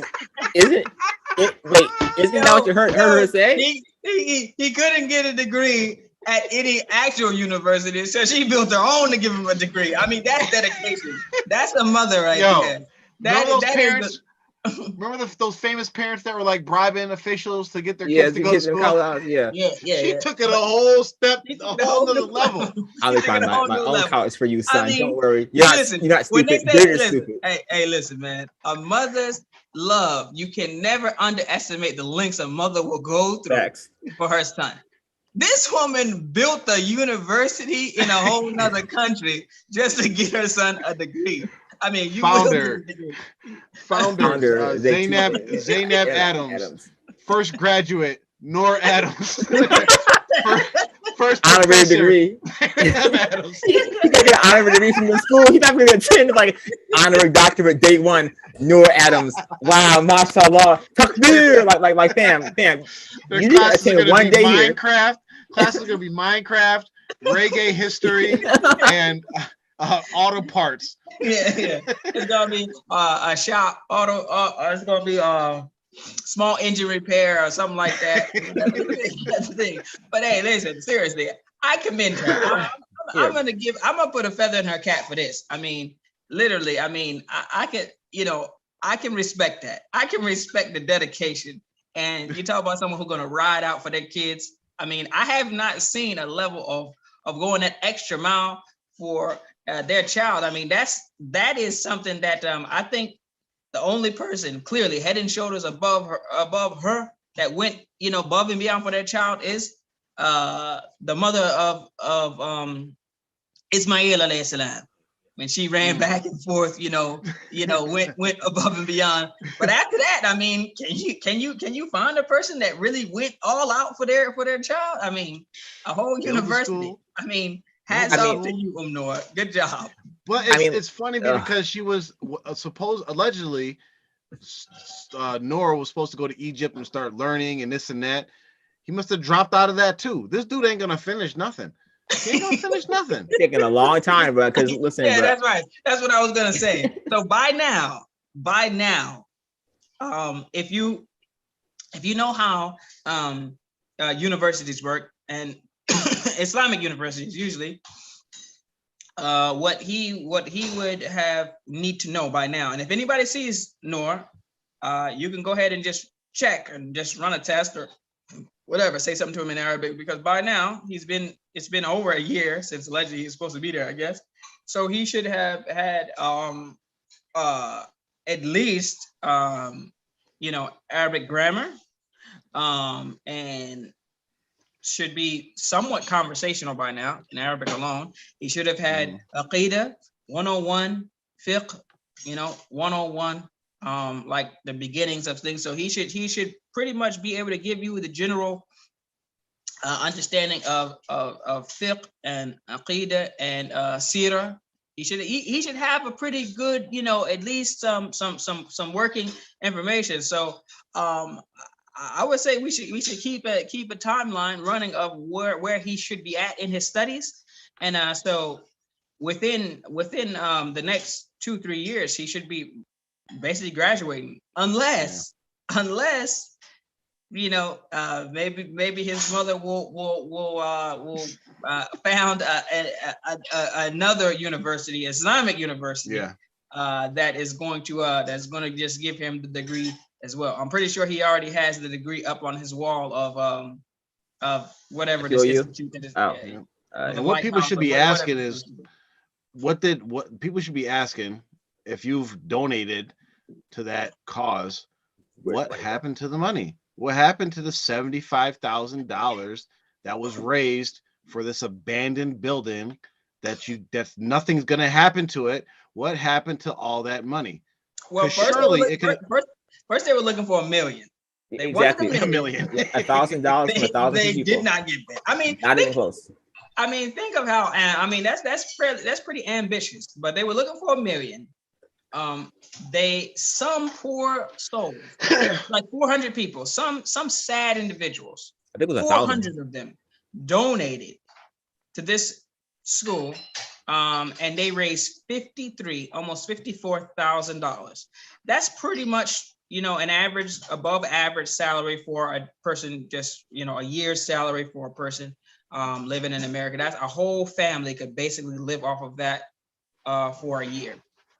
You donated that.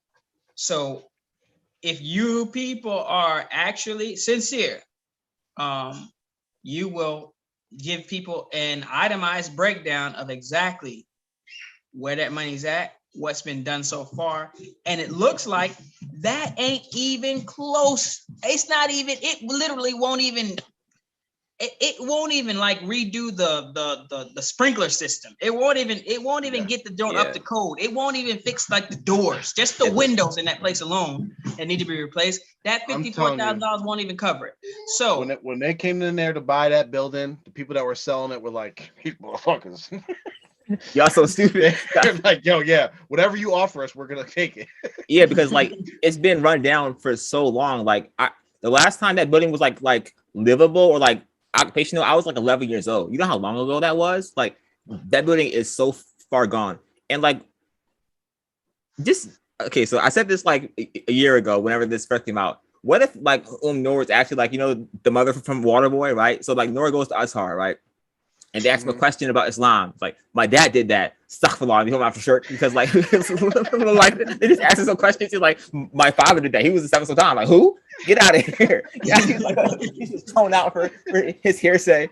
Get the man out of here, bro. Astaghfirullah. All right. The thing is with these people that have attended Azhar or been studying Egypt, see, here's the thing. Whenever you start on a path of seeking knowledge, you have to empty your plate. You have to take all of your previous training and ideas of what is right and wrong and throw it to the wayside, right? And we tell this to a lot of people that leave the cult. Like, you have to start at square one or square zero.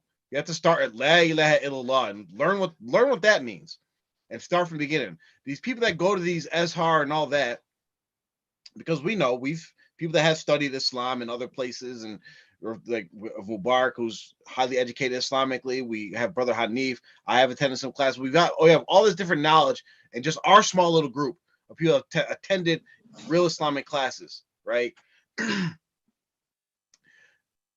If they took Akida 101 with the right intentions, they would come back and start refuting TMOA. Akida 101. It takes just a basic Akida class to like, oh, what I've learned is wrong. But I've spoken to an individual over there. His name is Jamal. If everybody know him from down south, he's married to the other Qadi, Dordana, right? These fake Qadis, and they're sinful for even taking these titles. Qadi Dordana, Qadi Mahmoud. These niggas is not Qadis, right? And it's an insult to actually call them Qadis because they don't fulfill the duty whatsoever. But he talked in depth about what he called the Jelani filter.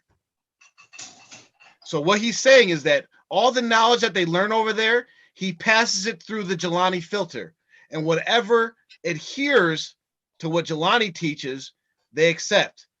And anything that doesn't, they kind of just push it to the side. And I for sure, when they're writing their essays or doing whatever, for sure they're not mentioning anything about no 6, 7 sultan. They're not quoting their sheikh. They're not saying anything of the bull crap like, oh, we have 4 questions in the grave and this bull crap that their sheikh taught them. They're not saying any of that. So it's a farce. Every single one of them is a farce. And I really feel sorry for them because there's hadiths about people, because really what it does is it shows their true intentions for seeking knowledge. The real reason why they sought knowledge is to become some person in TMOA, to achieve some kind of status. Because that's all they want to do. They want to be the people that were the Azharis, were the scholars, were the Qadis, right? When you have conversations with these Qadis, they simply refuse to answer. My brother called Qadi Dordana and asked her Islamic question. And she said, I shouldn't have to answer it because you're not in the Jamaat. You take on the role of a Qadi, you're obligated to answer the questions of the people and give rulings. It's actually a huge sin to withhold knowledge. And I cannot remember the ayah, but yeah, it's something that Allah it's a huge sin to do that, for you to know, and you withhold it. Like for instance, there's different levels, different ways, but say for instance, if I know that a brother so-and-so cannot marry more than 4 women, but I withhold that information from him because of some sort of advantage or whatever, and he's got 6, 7, 8 wives or whatever the case may be. Me withholding that is sinful, and I possibly will get a share in the crime, in the sin, because I withheld it. So if someone comes to her with a question, legitimately, they need to know, and she has the information and withheld it and refused to give it because he's not in the Jamaat. I mean, ain't nobody in the Jamaat. There's a handful of people in the whole world. So if you have information, you're gonna withhold it like it's exclusive to you. I mean, and the thing is that she learned from outside of the Jamaat. I mean, it doesn't even make any sense. You learned outside of the Jamaat, allegedly, whatever you may have learned, and then someone else outside of Jamaat, who's also outside of Jamaat, where you learn from, you won't give them any information because you're in and they're out. So, I mean, Mubarak, what would you say if I asked you to take the title of Qadi of America? Like, I want you to be the Qadi of America. I would refuse. You'd refuse.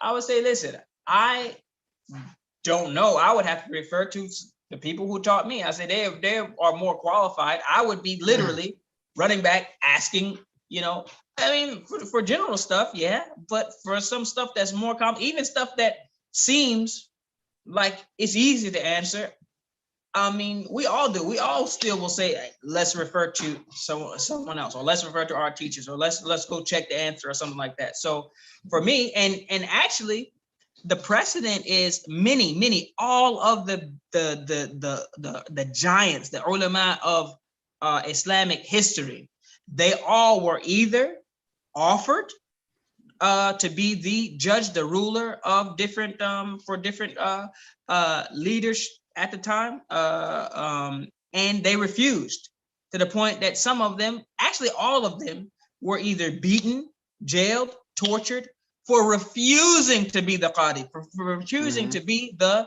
judge for the government.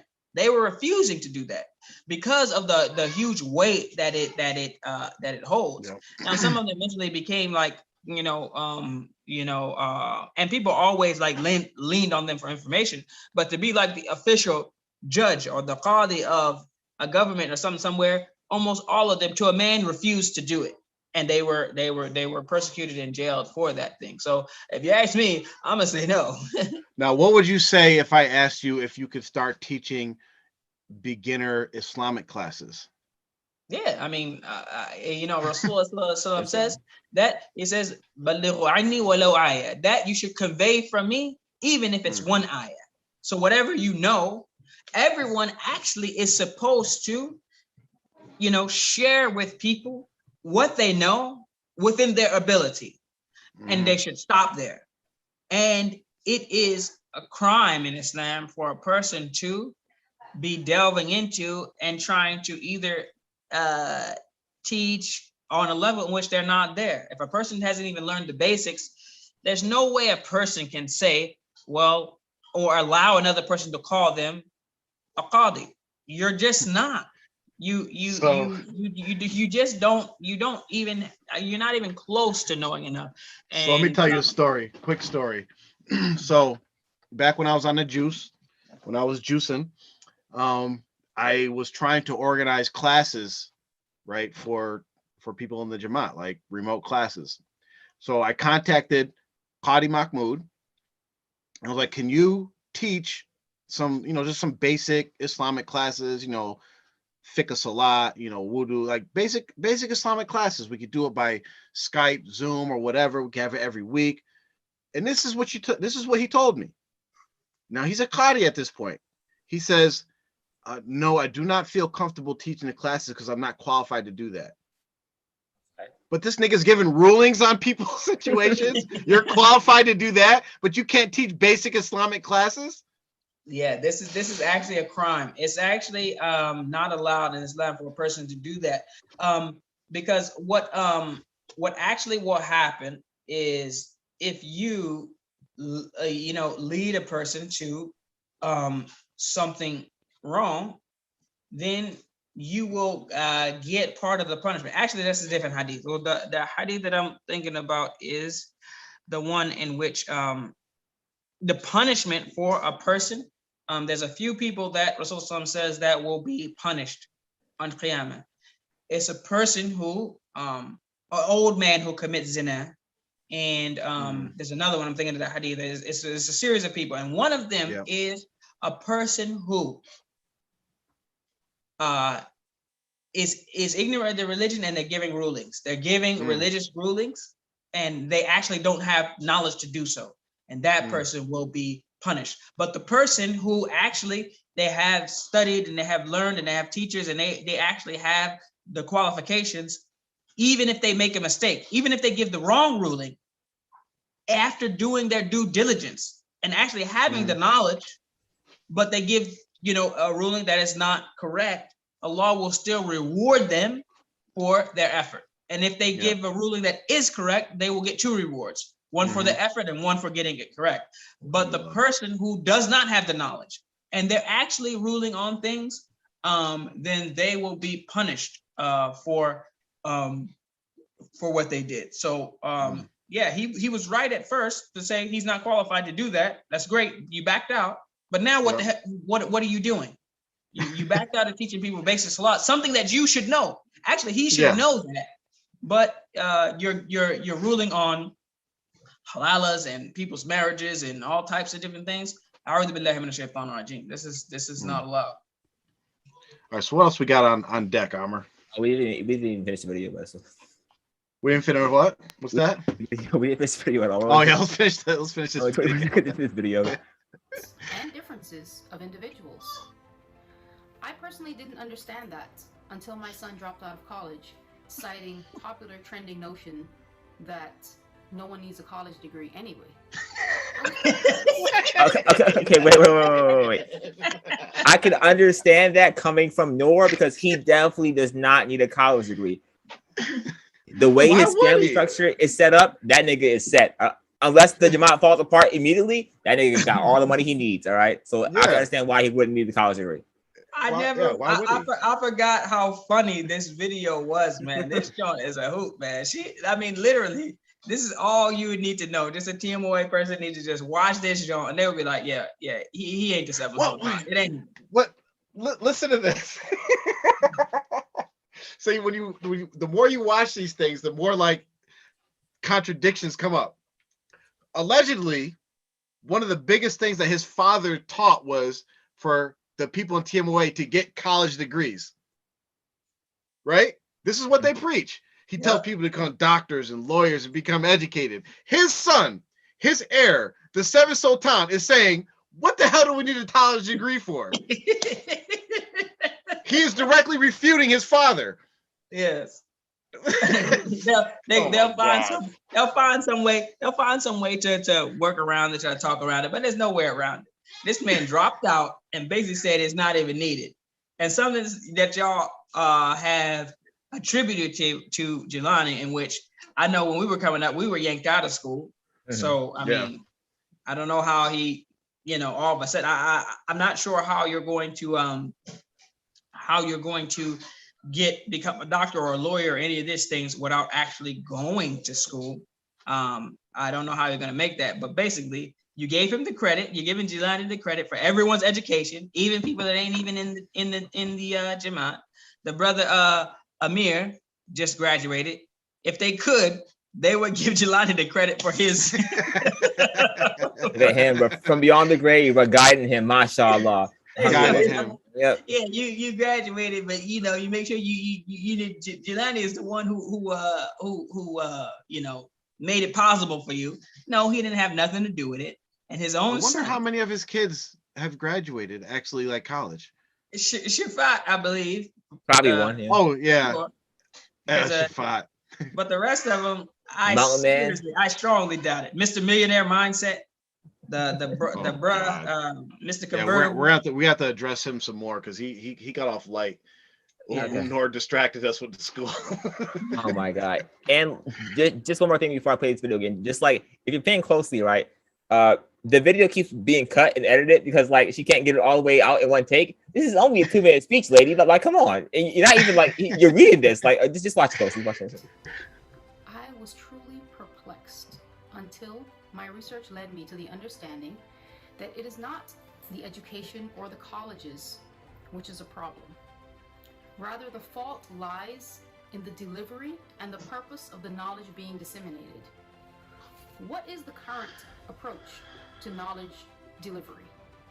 Cookie cutter style, one size fits all. This is a problem, and it's got to stop. The current global pandemic has set the stage to unearth this problem. The world has changed, and we're never going back. Wait, pause it. So what she's proposing is like that they supposedly have this revolutionary education model, right? That's not this cookie cutter approach that's going to handle these issues that you see in modern day colleges. And you can see some of this, like if anybody has kids that's seen different curriculums and, they got this, what do they call it? Matarasi or whatever, different styles of like educating your kids, right? Where you don't go in the classroom and sit at a desk. Like they let kids just go into the classroom and just do whatever they want, just play, learn through play and all these different things. But these people that do these have actually proven success records with sample students and show they're just saying like, hey, let's build a school and we're going to figure out something new and do it on the fly, even though we have no proven record of actually being successful in educating not one person.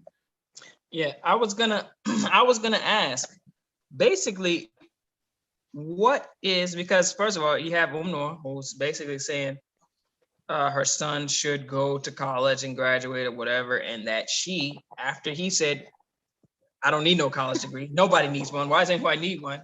She did her research and studied and came up with this new revolutionary way. What is her educational background? Has she graduated from any college anywhere? I believe in her bio on some place that I had seen where she attended a community college in Pakistan, but as you know, most of the time, everyone has attended a community college at some point in time. Everyone's bio, everyone's Facebook page or whatever has XYZ community college at some point in time, and 99% of people don't finish. So like most people go to community college. I don't know how to do in Pakistan, but they enroll at a community college so they can get the student loans. And once the student loans check hits, they out. You know daggone well that community college was a call center. that they just call people up trying to sell them the car warranties. How are you doing, sir? You extended warranties when at your phone? Come call The sale. warranty has expired. My name is Sarah. That's all she was doing. They gave her 12 credits for each person she scammed. And that was it. So seriously, I mean, she's revolutionizing the joint. So for those people in TMY, I mean, you're taking the suggestion, the advice from someone who's revolutionizing the education or whatever, allegedly. We know that's not true, but still. Right. But has not even been able to achieve any sort of education level, higher education of any significance in her revolutionary way or any other way for that matter. And then it's going to tell you that I've come up with this grand way to do things. I mean, where's her track record of educating herself? She can't even get her son educated. Literally, she has not educated anyone. And you're going to educate the lead on being educated from her? She's not educated herself. And her number one prospect, I mean, literally said, bunk this. I mean, it's baloney. Her daughter seems to be pretty educated, though. I'm gonna hold you. Like whenever they have like a speech prepared, she can deliver it pretty well. Like, they need to have her as the face of Lighthouse Academia Group. No. And let's touch a little bit on the fact that you have the alleged Sikh Sultan, or whatever alleged fairy tale, whatever Santa Claus figure, Sikh Sultan, Mujahid of the century, who has established. We know he hasn't established, knows a fake school, but he has set up IQOU. And the first thing you do is go start a whole different school. Are you saying that your husband's school was not good enough? Are you saying that you needed to start something new and revolutionize the way that you guys educate? What are you saying? Like, think about these things, you guys. It's all a fraud. It's all bull crap. And 40 years from now, if TMY still exists, you're going to have our grandchildren talking about, what is this Lighthouse Academy that everybody's saying they're graduated from? It doesn't exist. Our fathers talked about this 40 years ago. They tried to raise a school and bump $75,000 out to people. Now they're introducing people talking about, I'm a graduate of Lighthouse Academy. It's the same old thing, the same old ruse. Like, wake up. It gets disgusting at a certain point. Yeah. So you got so look at this, right? You got the Muhyiddin Institute of Eloquence, or whatever that banner was behind her. You think about this. They are, obviously that's some new scam that they're coming up with or whatever. Or maybe it's old, but we just haven't seen it yet. Whatever. But the point is that's something that they are promoting, right? Now think about this, Joe. The El Muhyiddin Institute of Eloquence, I'm guessing because it's put up as a banner behind her. They did it on purpose for you to see. It looks like it has a Quran in a Quran holder or whatever, Quran stand or whatever. So obviously it's dealing with Quran, right? So if someone can tell me what the acronym IQOU actually stands for, let's just International Quranic Open University. So the International Quranic Open University, which people have been saying they graduated from or whatever. I mean, we all attended there as well, but the point is this Al Muhyiddin Institute of Eloquence is now, I mean, did they change the name from IQOU? But does that not tell you, at the very least, that IQOU was a farce, and you've come up with a new institute? Yep. So all this baloney about IQOU being something of any sort of significance, which we know is made up. I mean, literally before your very eyes, they're changing it.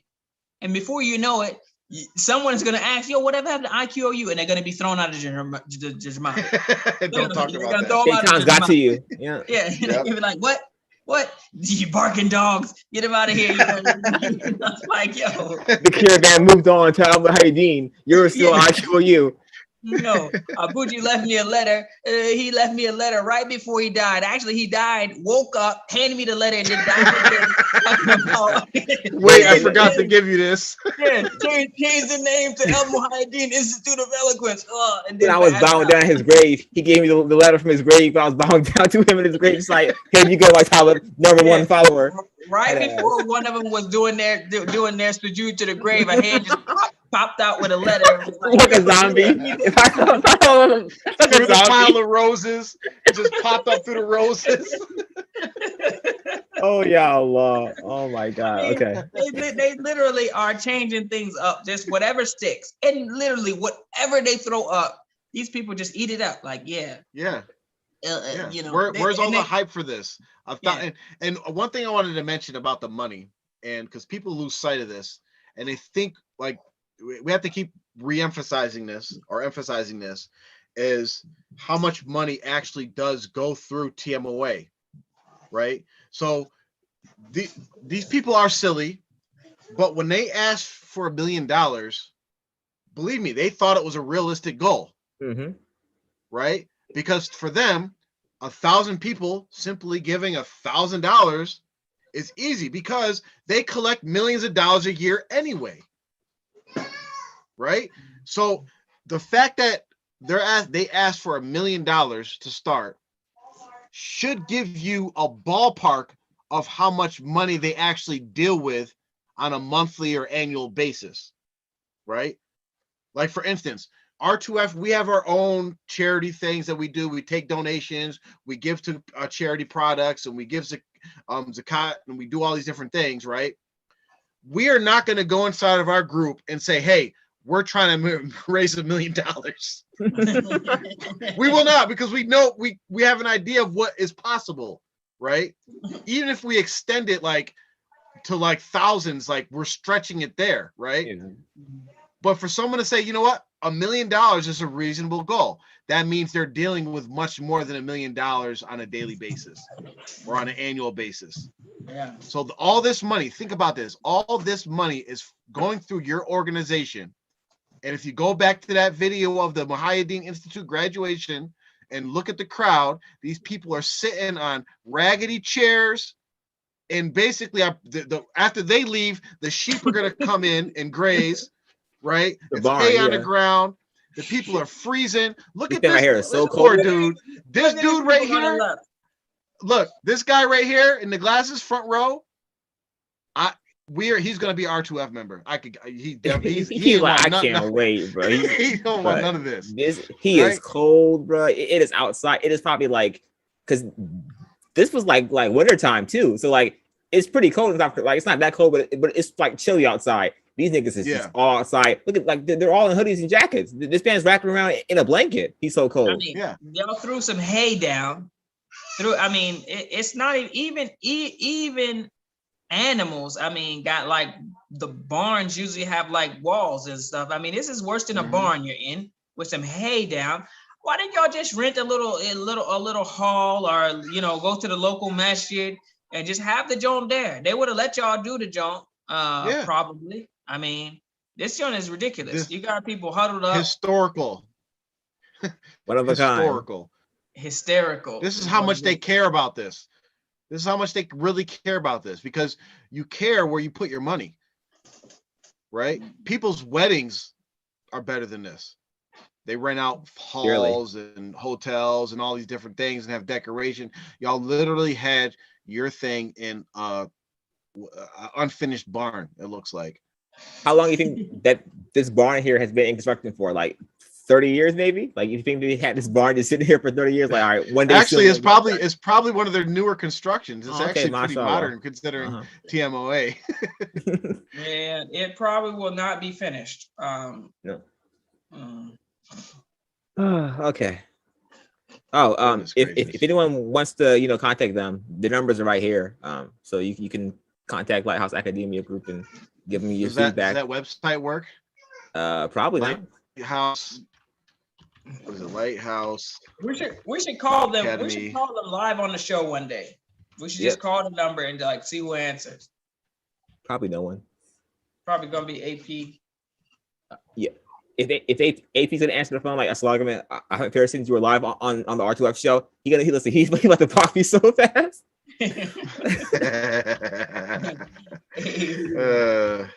I'm blocking your father. All right. What else? They we couldn't got? even. Oh wait, they do have the website does work. Okay. Oh, it works. Mashallah. You can link Jaffer so I can go to the website after this video.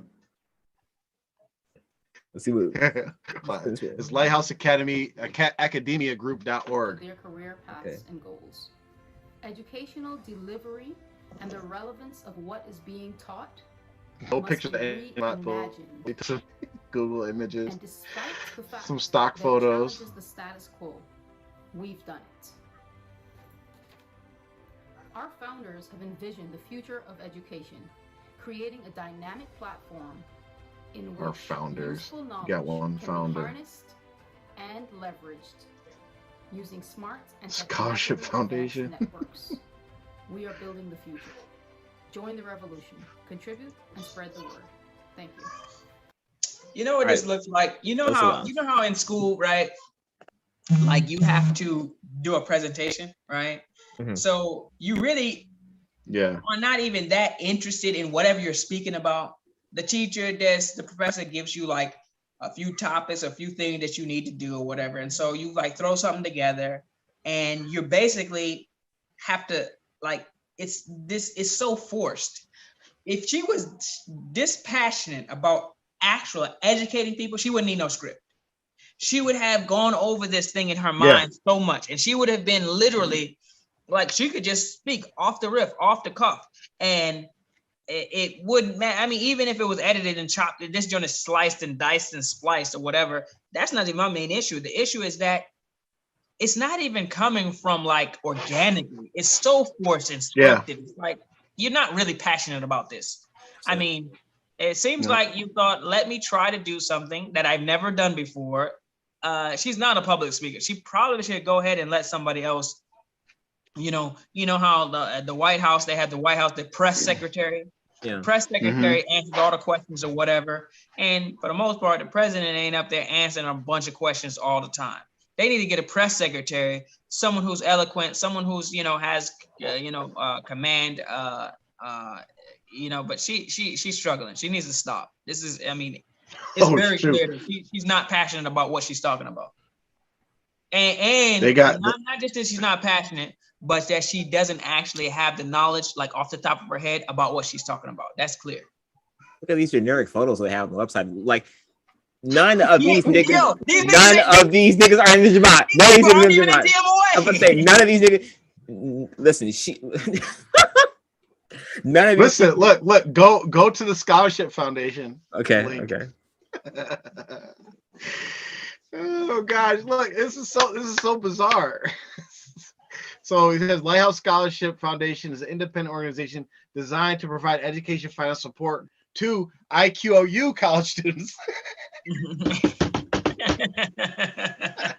Right? Attendance at IQOU college offers an opportunity for students who wish to attend a school whose revolutionary. Did they just copy and paste this, or are they actually diverting the Lighthouse Academy funds to this imaginary IQOU? Yo, okay, they made a blunder. Someone made a blunder. Which one is it? They have a team. They have a team. All right. So you have, let's see, Aisha. First of all, why does Sabri? Why does she not have a photo? You know what I'm Mick Steffens. Is that Dr. That's Dr. Dude. He's like a math teacher or something. But I look at Nasia Strawn, whoever that is. But allegedly she's Miss Straw intends to expand LSF, whatever that is, from an visionary idea to a functioning leading provider of scholarships to IQOU college students. Such education will deliver.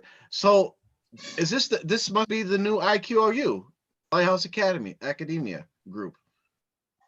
I would guess so. Just to kind of just like doing whatever they want to. It's a fraud. So right there, like for anybody that's watching, we talked about like where did the $75,000 go? It basically got funneled and Allah knows best what happened to it. But if I were y'all, I would ask for a detailed billing or accounting of where the money went. You'll get kicked out of the Jamaat, but that's worth it. But it's being funneled to this whole IQOU, which means we could do whatever the hell we want with it to help IQOU students. IQOU students is anybody in the Jamaat. They could do it. There's no IQOU college. They're basically you doing whatever they want with this money. They have staff. Saida Zainab Adams, Jelani founder, Nafisa Salam, director, Khadija B. Salam, director. Oh gosh. How do we even get on this? This is annoying me. You're definitely going to be kicked out of the Jamaat for asking about anything. Yeah. Now I was joking at first, but now definitely, if you mention any one of these, they got the 3 universities. If you mention any sort of them in some sort of something that smells like R2F was mentioning it, IQOU, Lighthouse Academy, Al-Muhayyideen Institute of whatever, you're getting chucked out of Jamaat straight out. They're probably going to divorce you from your wife or your husband. They're going to definitely do all that. So I would say maybe you should be careful. I don't know. I mean, if it were me, I would ask them straight up. I mean, as a matter of fact, I really want to just call one of these people just live and be like, yo, can you give us an idea of where and how this money is being dealt with, and which one is the actual like university? Is it like are they sister universities? I mean, what's the breakdown? I really just want to know where this new joint came from and how it fits in. They just threw the banner up behind her, and it's like, I would have never saw it if it wasn't pointed out to me. But I mean, like, they're playing so many games with y'all. And I would love to for one of these apologists or somebody to explain, if they can explain to me, because I'm confused about where this all fits in. But IQOU looks like it is being phased out on the front end, but on the back end, it's like, yeah, we're still here. You know what I mean? They don't even have a lighthouse at that place. There's no place for it. Y'all don't even have a lighthouse there. I think it's lying on that too. Enforce the lighthouse. Oh man. No, wait. Just look at the photo of this building purchase. Like this place was ghetto as a kid. It's ghetto now. So like it looks run down. And this is like, you can see this building somewhere on the Jamaat land somewhere, because like the freaking like run down, not finished construction sites that they have as houses and mosques on these holy lands. This will fit right in. So like it's really just a lazy effort on their part, as they usually do. And pointing out the laziness, right? All of these donation things have like some sort of like text behind them, or after you donate, $50 is just like, okay, well, I'm sincerity. So there you go. Like they didn't give no effort here. The first one here, the Ink of a Scholar, it has a hadith, right? But then after that, it's just like all like motivational quotes and stuff from like scholars, from like rich white people. Like, where's the effort at on any of this stuff until you get to $5,000? So the lowest donation gift actually something Islamic. The rest gets non-Muslim quotes. Is that what they did? Oh, they have something there. Until you get to the highest one, Sadaqah Jariyah for $5,000. Zero folks gave $5,000. Tough, tough nigga. Yeah, I don't know how this is going to be Sadaqah Jariyah. Well, I don't know. It could be. I'll leave it, depending on what they might do with it. But most likely it's going to go into someone's pocket. Mm-hmm. Probably to a new motorcycle. And this is the same thing they've been doing. They did the same thing in New York. They purchased some building off like a tax auction. The building was totally trash and not like they had no idea. Like I mean, it's like a ghetto mindset, and people don't understand like the money that goes into certain things. So like looking at that building, the first thing I'm thinking is like, yeah, there's probably asbestos in there. Right, it's going to cost millions of dollars to clean out the asbestos before you actually can get approved to like inhabit the building. Now I'm pretty sure that's been sitting there. It's an old school building. I'm pretty sure it has roofing problems. Yep. Another $1 million project to fix the roof. Then you're like so many different things. Like they don't understand what they're getting into. and they may have good intentions starting off, like when they think that they're actually going to get something started, but in the end, you have incompetent people trying to do something with other people's money, not their own money, because Noor could fund that project by herself. She could fund that within 1 year. She could take $1 million from the membership dues that they received from the Jamaat members and put it towards that project. But just to follow suit, just like her husband, never put your own money into these projects because that money is for them to live their lives, and they keep trying to make money off of other money that they didn't collect from you. Let's start a business. Let's start a school. Get these people to donate and get this going. You guys are just being raped. Like no lube. Like it's bad. It's bad. I mean, at some point in time, you have to just grow the get the strength up to just ask, and if you start asking for some accountability with the money and stuff, that will produce help to ensure the honesty. And that's why you have checks and balances. Even Umar radiallahu anhu was checked and questioned about, whether or not he had received an extra gift, when, everyone was given a certain amount of, fabric or something for clothing or whatever. And he had like double, he was wearing like double the amount or something like that. And his the people, the Sahabas, they questioned him, what's up with this? And he told them, hey, listen, or his son actually, because his father was big and tall or whatever, he needed more. So his son actually gave him his, portion. And so, but they didn't want like, how dare you question me? You're kicked out of Islam, nothing like that. He basically just told them exactly what the deal was, and they said, okay, cool. They went on, but they expected to be questioned about the funds and the wealth that they were entrusted with to distribute for the Muslims. The same way, ask about these things. Most likely you won't like the answer if you get an answer, but it'll help, in the future, inshallah.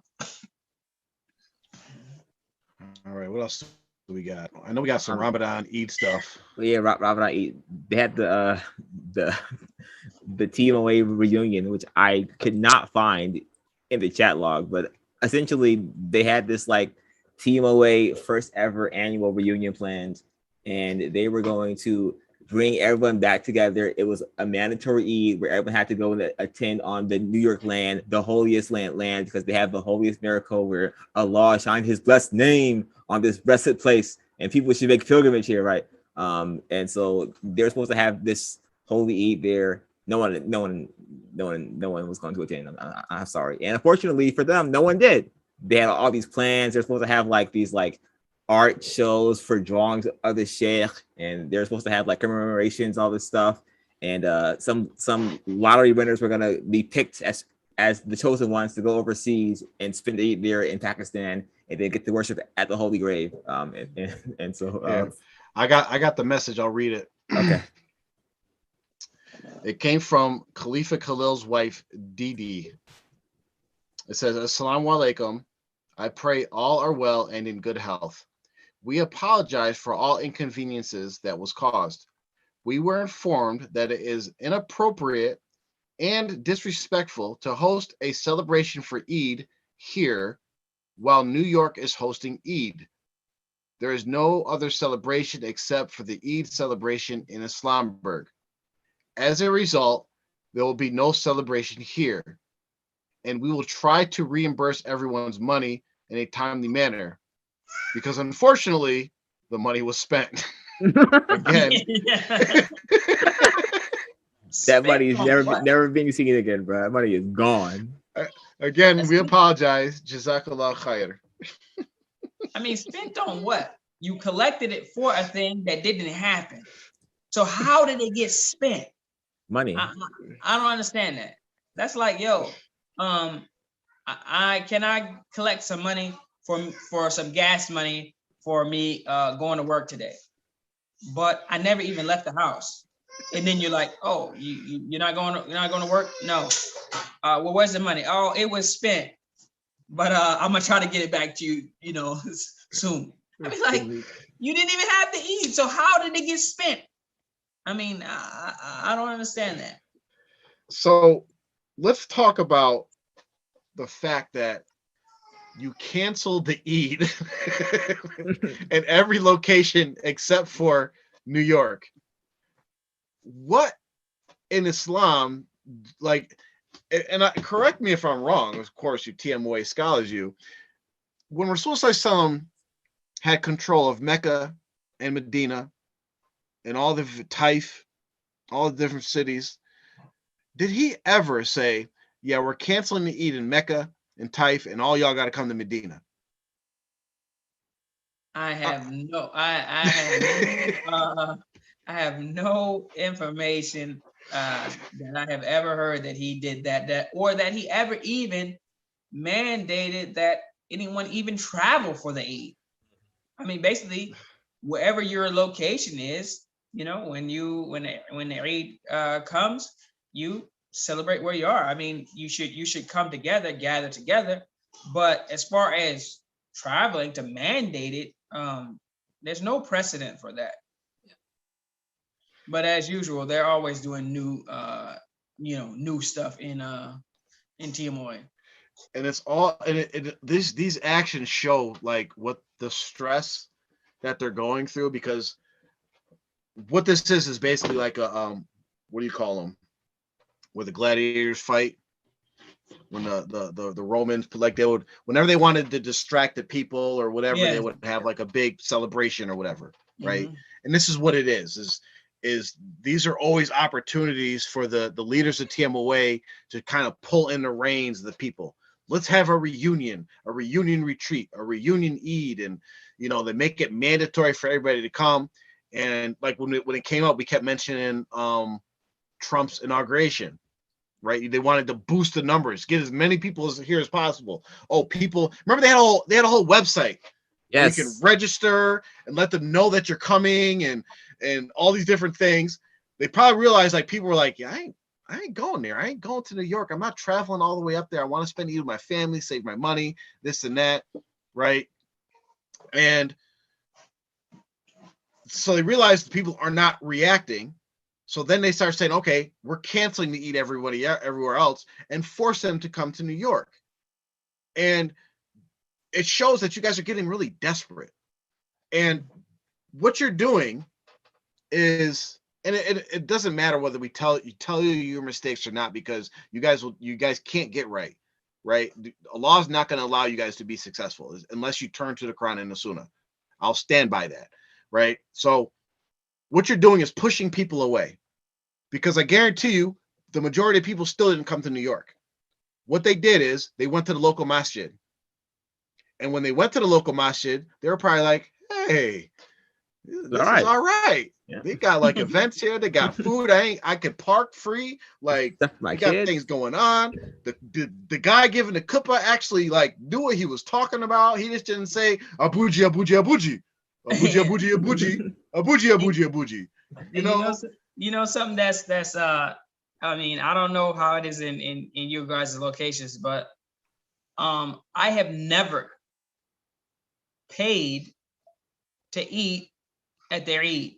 Exactly. Like, you go to the Eid, they basically are giving you breakfast, now it might not be something that you even like to eat or want to eat, depending on which ethnic background masjid you go to. You might be eating some olives and hummus for breakfast. Like, yo, y'all eat this? You're like, this is that joint. Yeah. But still, everything is always free. It's their Eid. And people literally just, like, you don't even have to even think about it. They're going to literally, and they're going to pile your plate up. They're going to try to send you home with stuff. And so, contrast with the TMOA, you got to pay to park. And it's not even like you got to pay to park in like either a field or somewhere. It's not even a parking lot. It's not even anything where, like, it's someone's lawn. Your car is at risk of getting stuck in the mud or something like that, where you're actually paying to park. And then you got to pay for, a plate of, Whatever. let's just say undesirable food probably. Not But so- Eid is supposed to be, you're just supposed to be literally just happy on that day, if on any day. That's why you're supposed to give your zakat al-fitr before, or like best thing to do is between Fajr and like after Fajr on day of Eid, so that the people who don't have money, they're just on that day, they got some money and they're at their happiest point. Mhm. But of course, they do it all backwards. They put a hardship on people who already don't really have that much money to go and travel somewhere. Gas prices is how much? They're like, yeah, whatever. Get in your car and get moving. Get up here. Let me reemphasize exactly what they said about that hardship, because I'll read the other message that went out. It said, Assalamu alaikum, beloved community. Just wanted to reiterate that National Eid is in New York, and this has been a directive and established from Murshid Kamil, even though he's dead. And Sheikha Sahiba is carrying through with what he has established. Gathering for Eid was very important to him. It is highly encouraged, recommended, and pushed for everyone to do their level best and travel to New York, even if you are spending your last. And even if you have already made up your mind to stay here at this late of date. Senior admin has stated that there are homes that are empty for housing. All homes have been directed to be open. Please reach out if you haven't. Yeah, no. So none of that is a good thing. And one of the things that TMOA doesn't take notice of or care about really is the next generation, right? So when you're a kid and you are attending a TMOA, right, nothing goes on for you as a kid. All you do realistically is walk up and down the land 1,000 times until the sun goes down and you leave the land and go to your hotel, or you go stay at a family's house. They don't have any activities for the kids to keep them engaged in Eid and like Islam as a whole. So they're losing the kids, because unless you lived on the land that the Eid was happening on, you drove 4, 5, 9, 10 hours to go there. So you're tired from that. It is overall boring experience, right? You can't be loud because they're like, stop being loud. The shrine's right there, or so-and-so's there.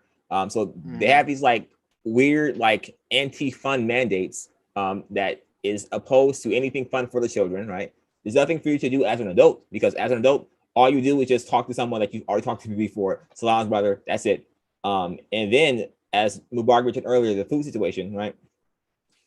They're selling food from who knows what. This brother has maggots in his house making the food. You want to eat the food from the brother with the maggots? Of course not. But that's the only food you have there.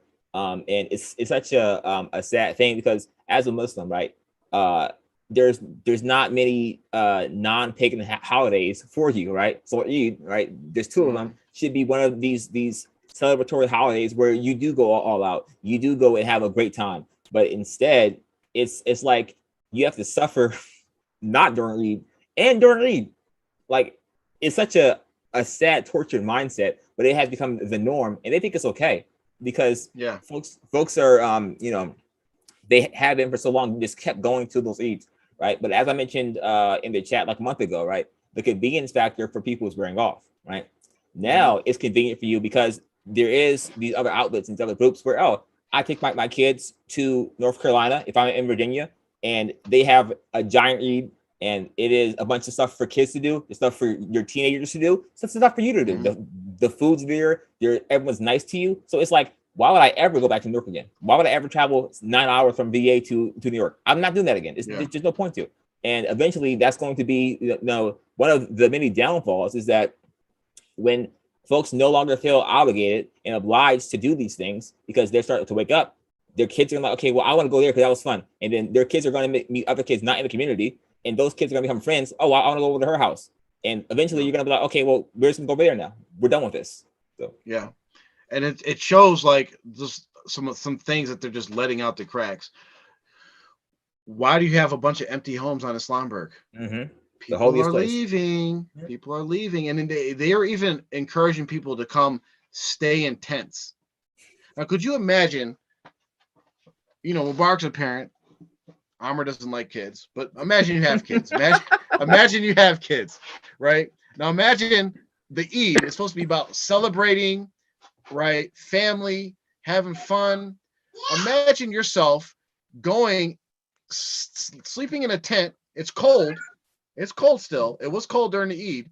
Sleeping in a tent with your family, your wife, your kids, and then waking up and trying to go to Eid prayer, where the Eid morning routine, everybody's getting their best on, shaped up, best clothes, women doing their thing, kids running around, everybody's having fun. You're coming out of a tent, freezing cold, trying to find somebody's house. Where can I make a wudu at?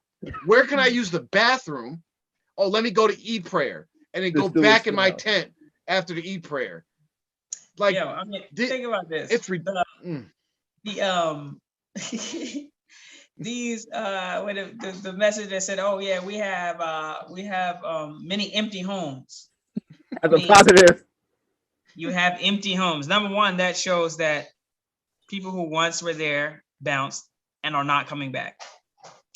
But why are they empty? They're literally other homes that even people there don't even want.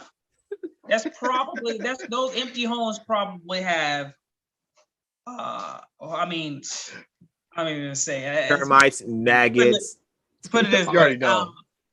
All I know is empty homes on the land were used for many things. Many things. So who knows what you might run into, what remnants and what leftovers of people enjoying themselves you might find in one of these empty homes. A lot of houses. Yeah. I wonder, but this mandatory Eid, and this is for you guys, Tiamoy people, was Noor at this mandatory Eid? Of course not. Was your imam leader at this mandatory Eid? Did she lead by example and spend her last to make sure that she was at the national community Eid? Was your sultan there? The seventh sultan? Was sultan there? This is a whole other thing. See, like, we're seeing the beginnings, or not the beginnings, of like the effect of the breaking up of TMOA. Because even though it was a command by Sultan's imam and mother-in-law, or stepmother, right? Stepmother?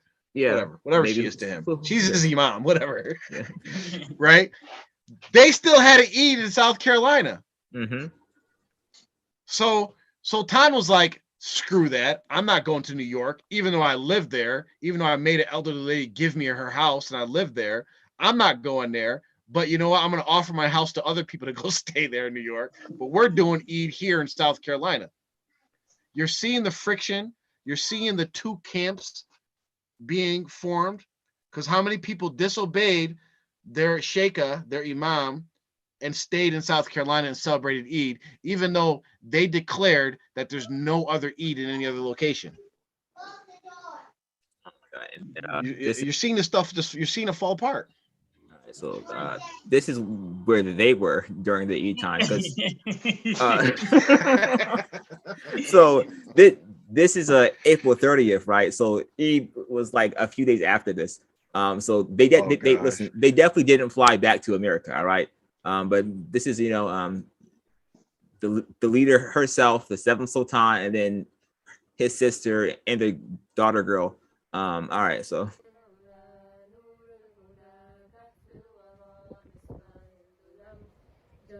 Oh, where'd it go? Hold on. What happened? Hold on. Yeah, I got to do it from the beginning. No, looks so bored. Look at him. Like, man, he's not even singing. Man, I don't know this beard snappy. What's up, man? Did you see him? Look at him. Like, stop moving around, nigga. Look at him. Stop moving around. And he's not even next to them. He's literally. I know. Right. He is trying. Like, he's doing the COVID prayers at the mosque. It's like 6 feet apart. That's what he's doing. So he's like, yo, keep these niggas away from me, cuz. Watch him basically bail on him. Like, you know what? He's like, all right, cool. Yeah. Yo, he couldn't wait to leave these. Yo, he was like, I don't know. Listen, she be singing her ass off, right? Like she be singing forever, right? I'm so tired of her, bro. She is annoying. Like, his head's down. He's like, I can't wait to leave you behind, bro. He's like, Yo. he's like, yo, I'm gonna save my eardrums while I got the chance. He had so many better things to do than be right there at that moment. The sad thing is, like, they went across this whole, it looks like a dungeon. That's the only best way I can describe it. They went and set this camera up, like how these people do these TikTok videos, set it up across the way, made sure that it was like, okay, yeah, we're gonna go stand over there. All right, we're gonna sing this song. This nigga was not having nothing. He was like, what are we on? Still? Listen, the thing is, you already know how that joint went. Basically, his mother told him, hey, we're gonna do this video. He's like, man, I don't want to do it. And basically she was like, no, you're going to do this video. And he's like, reluctantly, yeah, all right. So he comes and he won't even stand next to them. He's literally he's kind of even turned like away from them. And literally, as soon as they probably said, my God, just stand here and sing. It's only gonna be 20 seconds or whatever.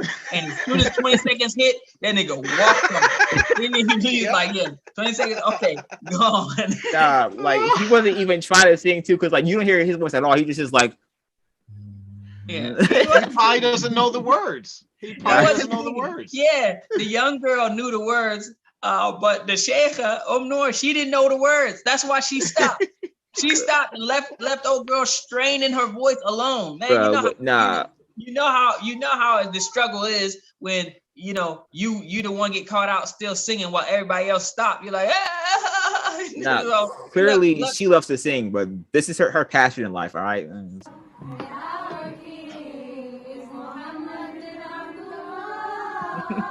I forgot about this one. Pause it.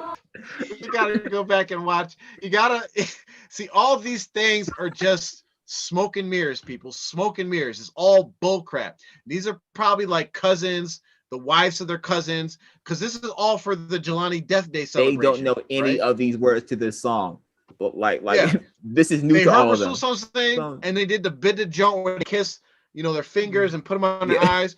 But then like the one lady in the red, she did a whole other joint, like rubbed it around her ears or veil. She just did her whole new joint. But these people, they don't know the words to the song. They probably don't even know Mubarak Jelani. They got him in a room. They positioned it in a certain way to make it seem like, look at all these talibs and talibas that Mubarak Jelani had. They're not at the tomb anymore. They're in somebody's house. I wonder whose house it is. I wonder. These people look like they like some of them are wondering why the camera is even on them. It's looking exactly. Like they seem to be almost annoyed. There's one young girl in the back sitting down like, what are we doing? If you keep playing, you'll see her in the back. She pops in and she's like, what are we doing here? She ain't singing. She's sitting down. There she is. she looks so bored. That's me at every social event, guaranteed. He's not even singing. She doesn't know what. She's like, what is this? But now look at the dude in the background. He's like, what the hell they got going on over there? The only part they're singing is the part that's easy to catch on to as far as the chorus. That's it. Yeah.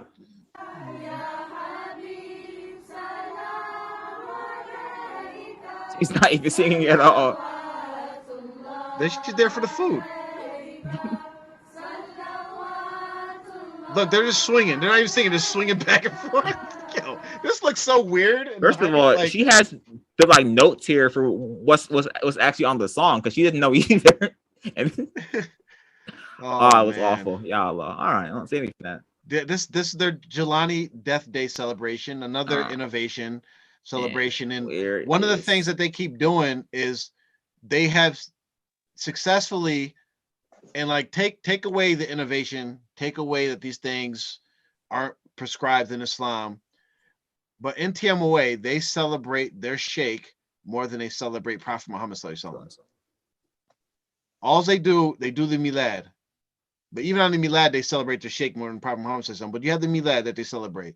But for Jelani, they have the death day celebration. They have his birthday. They have some kind of Independence Day. All these different things they do for Mubarak Jelani because he literally is their religion. There's no ifs, ands, and buts about it. He's their religion. He's everything that they hope to accomplish in life, is somehow have a connection to Mubarak Jelani. Okay, so there is a video I wanted to show. Where's that?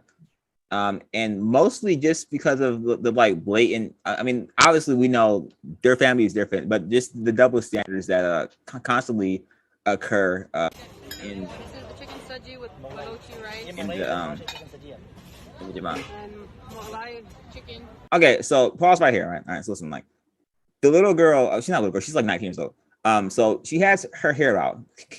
Imagine if a girl in the Jamaat who lives in the United States had her hair out like this, like the outlash and the outrage from the community that she would receive about her not being on her religion, not being on her deen. But like this video was sent publicly out, like, oh, look at them having a great time on your expense, by the way. This is all on your dime because I mean they don't have jobs. So, does this girl have bling on? Yeah, yes. You not see her? Does she have a rapper medallion? What is going on? She has a Rolex watch. She has a gold medallion necklace. And the ring on too. Yeah. Listen, you niggas is too poor for me, all right? All right. Yeah. Allah. Where's the white chicken? Moglai chicken right there. Pina colada, Having a great time. mint margarita. Who got this? I just told him to get one of each. Oh, Emperor's chicken. Margaritas, huh? Margaritas, all that stuff. Yes, sir. Good for them. But yeah, no, like just the blatant double standards that constantly show themselves for this last family. You see what going on? It's funny that like you notice how within the months after Mubarak Jelani has passed, members of TMOA have had more access to his family and what they do than in 40 years of Mubarak Jelani being alive. And what that's telling me is that these people were pretty much held like captive in this house. They didn't do anything. They didn't go outside. They didn't go out to eat dinner. They didn't travel anywhere. They were literally just in Mubarak Jelani's compound, serving him, doing his will. And as soon as he passed away, they started living their lives, traveling all over the place, buying expensive scarves and coats and purses, going on vacations, doing all these different things. As you look at them like, okay, they went out to dinner. Who gives a crap? It was like a miraculous event for them. Like, oh my gosh, look at us. We're out here ordering Indian food, even though we lived in India. Like, what? This is what they're... We can eat again. I mean, their dad is Indian, so I mean, they should have had plenty of Indian food where they was at. But I mean, just think it's really sad. This is your spiritual guide, and his mother, who is your interim spiritual guide, and this is it. I mean, even I'll give credit to Jelani for this at least. At least he pretended to play the part. I mean, like he had to roll down pat. Like he knew his lines. He had to look. He had to, he presented himself as, these people, they ain't even trying.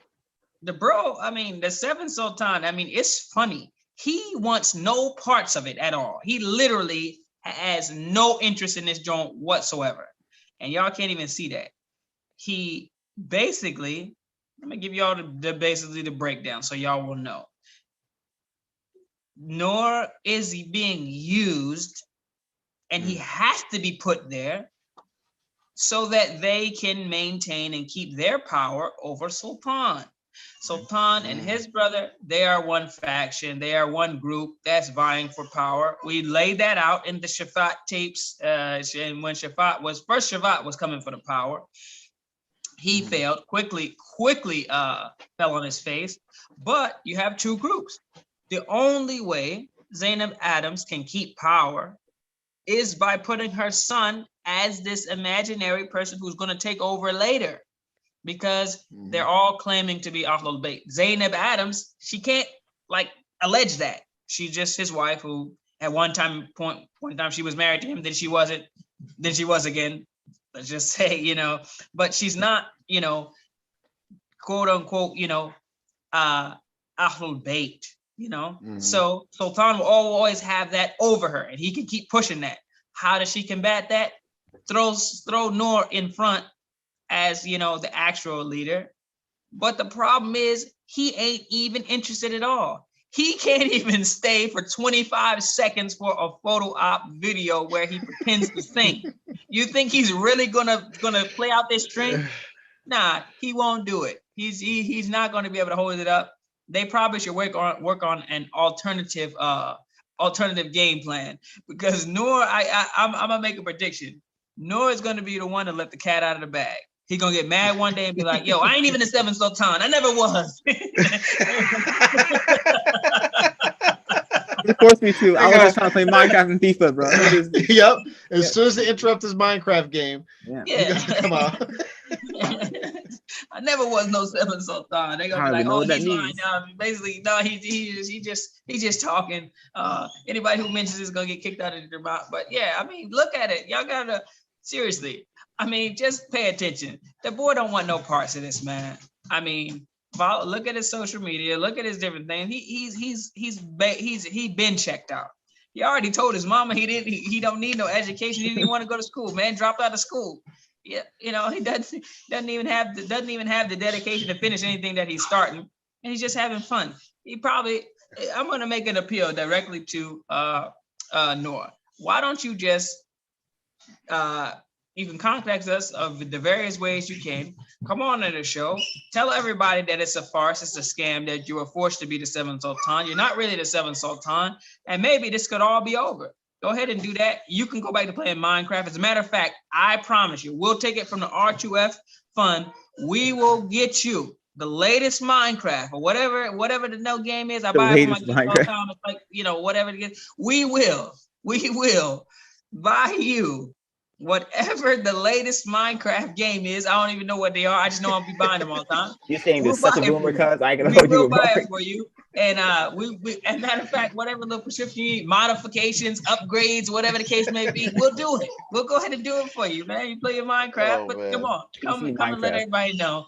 You can get that off your chest. Go play your Minecraft, and we'll get back to the business at hand. We're helping people get out of these cults. You help us, we'll help you. Everybody will be happy.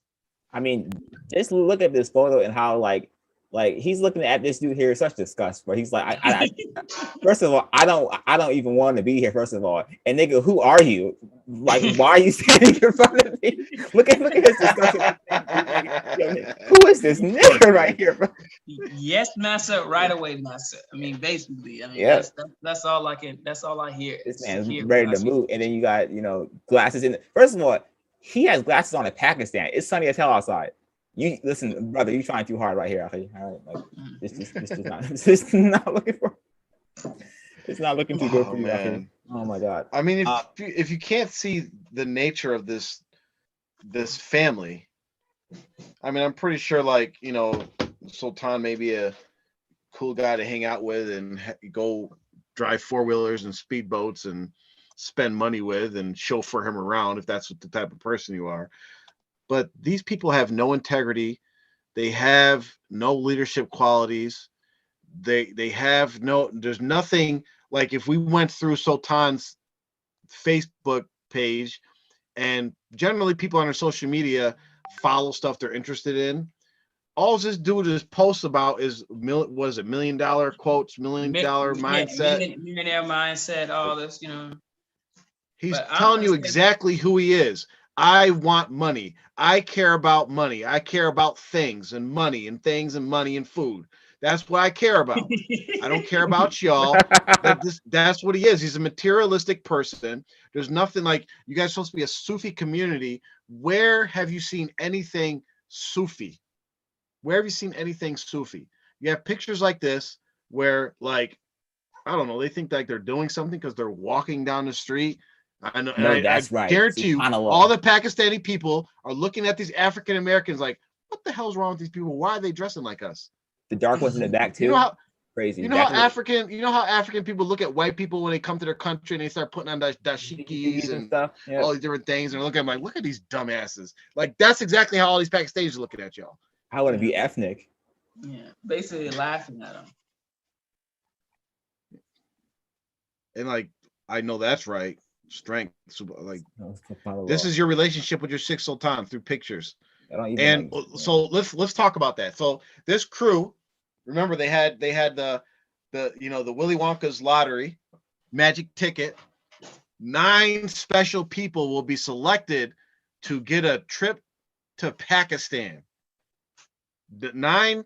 So we got, how many people are over there? Like there's like 15 people who came from America to Pakistan to go to Jelani Shrine. One, this is haram. It's haram. Very clearly in Hadith, we're only allowed to travel to 3 places for religious purposes. That's Masjid al-Aqsa, Masjid Nabawi, and the Kaaba. Those are the 3 places. You can't go travel to Jelani's shrine for some religious purpose, right? If you're just doing tourism, whatever, right? But they paid money, tickets for these people. I think they raised like what, $3,000 each or something like that. Yeah. So let's just say it's 10 people. $30,000 they spent to send these people to Pakistan to go worship at Jelani's grave. When we've done the calculations, you could have sent these same people to Mecca and Medina to make Umrah and then even go to Pakistan for pretty much the same amount of money. And as one person pointed out, you fly over Mecca and Medina to go to Pakistan. So you bypassed and skipped Rasulullah Sallallahu Alaihi Wasallam to go see your sheikh. And that's TMOA pretty much in a nutshell. And I'm pretty sure these people thought like this is the greatest thing to happen to them in their lives, is they got to go see an unfinished dungeon grave and replenish rose petals. Still being damn slaves. we paid thousands of dollars for people to replace the rose petals on a grave.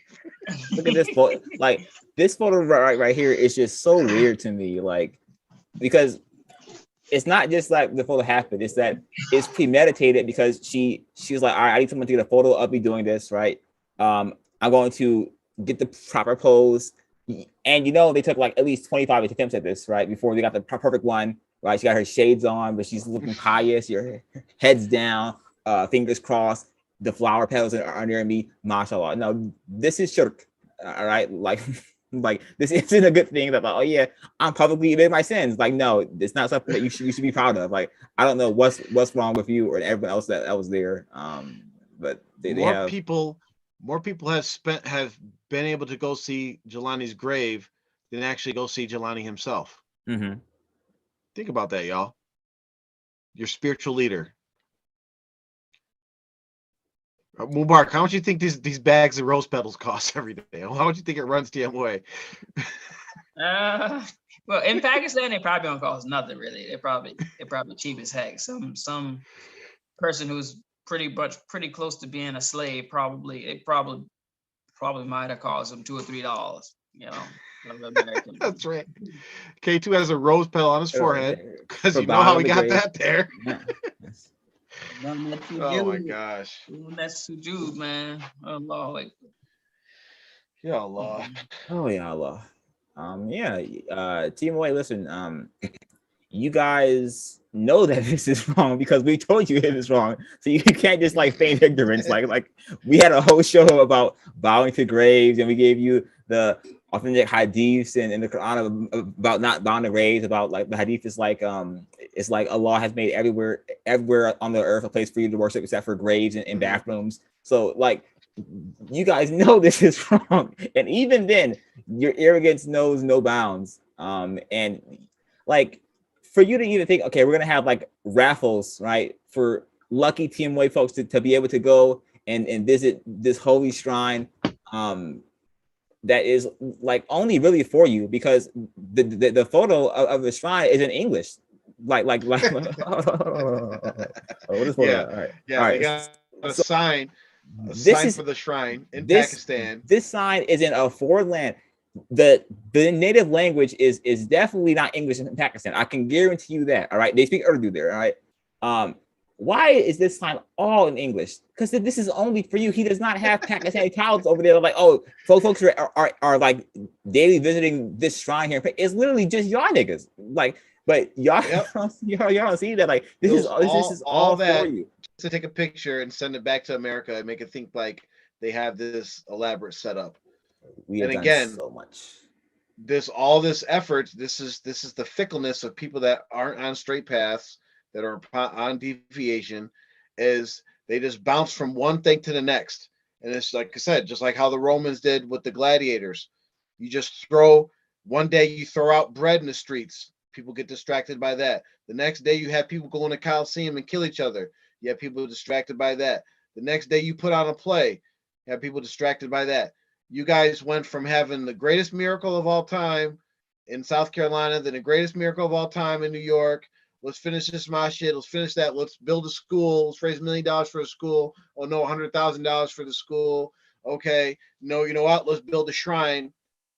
Y'all aren't going to finish any of these, but it just shows that there's no real direction for TMOA. And the only thing that y'all have been consistent in doing is just collecting money from poor people. That's the only thing TMOA has been consistent in doing for the last 40 something years, is collecting money from poor people and putting it into the leaders' hands to fund their lives. That's it. Okay. And then they're flaunting it in your face. Yeah. All right. So listen, everyone, we're about to wrap up soon, inshallah. So if you have any like final questions, then please put them in the chat. Someone asked about that boy that was beat up by a K2. They put him in the hospital. And then they like strong-armed him to not press charges. The windowsill guy. So they put him in the hospital because, you know, it's a K2. He's really tough for kids. Do we have Noor's video where he's bumping the reggae? No, I don't have any video. Oh, that would have been perfect. I forgot. Yeah, I forgot about that one. Yeah, no. But if you have any questions, please ask. We're about to wrap up. It's been about to be 3 hours, 12:30, inshallah. Yeah, we had to get a lot out, and we had to get this out just so we could move on to some more in-depth things, and because a lot happened during Ramadan when we gave them a break. And as Mubarak has pointed out, as soon as like you give them, they're like that you know, every guy ever play Mario, Super Mario? Yeah. And you have the ghost, right? And the ghost only comes at you when you turn your back on it. When you turn to look at it, it just stops. Yeah. That's pretty much TMOA. It's like as soon as you turn your back on them, they just start, like as soon as we didn't have a show, Sultan got to the pen and started writing love letters. Oh yeah, and like we didn't even like really like go in depth on Sultan, because listen, Sultan, I promise you, all right, your attention will be necessary. All right, we're gonna give you a whole show, all right, because you have a lot of issues that we have to address. All right, so we kind of just like gave an overview on like the issues of Sultan, but a deeper show is needed for him, because like a lot of things are just so like just wrong and unacceptable, and like not even just like un-Islamic, just like as a adult male, like it's so wrong for you to have this mindset. So you're gonna actually get a whole show dedicated to you and your trifling ass. All right, this is the best way to put it. Yeah, it's for just for the people that know that what's coming up. We have some things planned. We're getting our schedule together. We are going to do our retreat show. We are going to do a show specifically dedicated to money in TMOA. We're going to do some interviews. We're going to do an interview with myself. We're going to do an interview with Mubarak. We're going to do an interview with Hanif J. Williams, because we lost some content on our old channel. So we're going to make sure we have this content back up.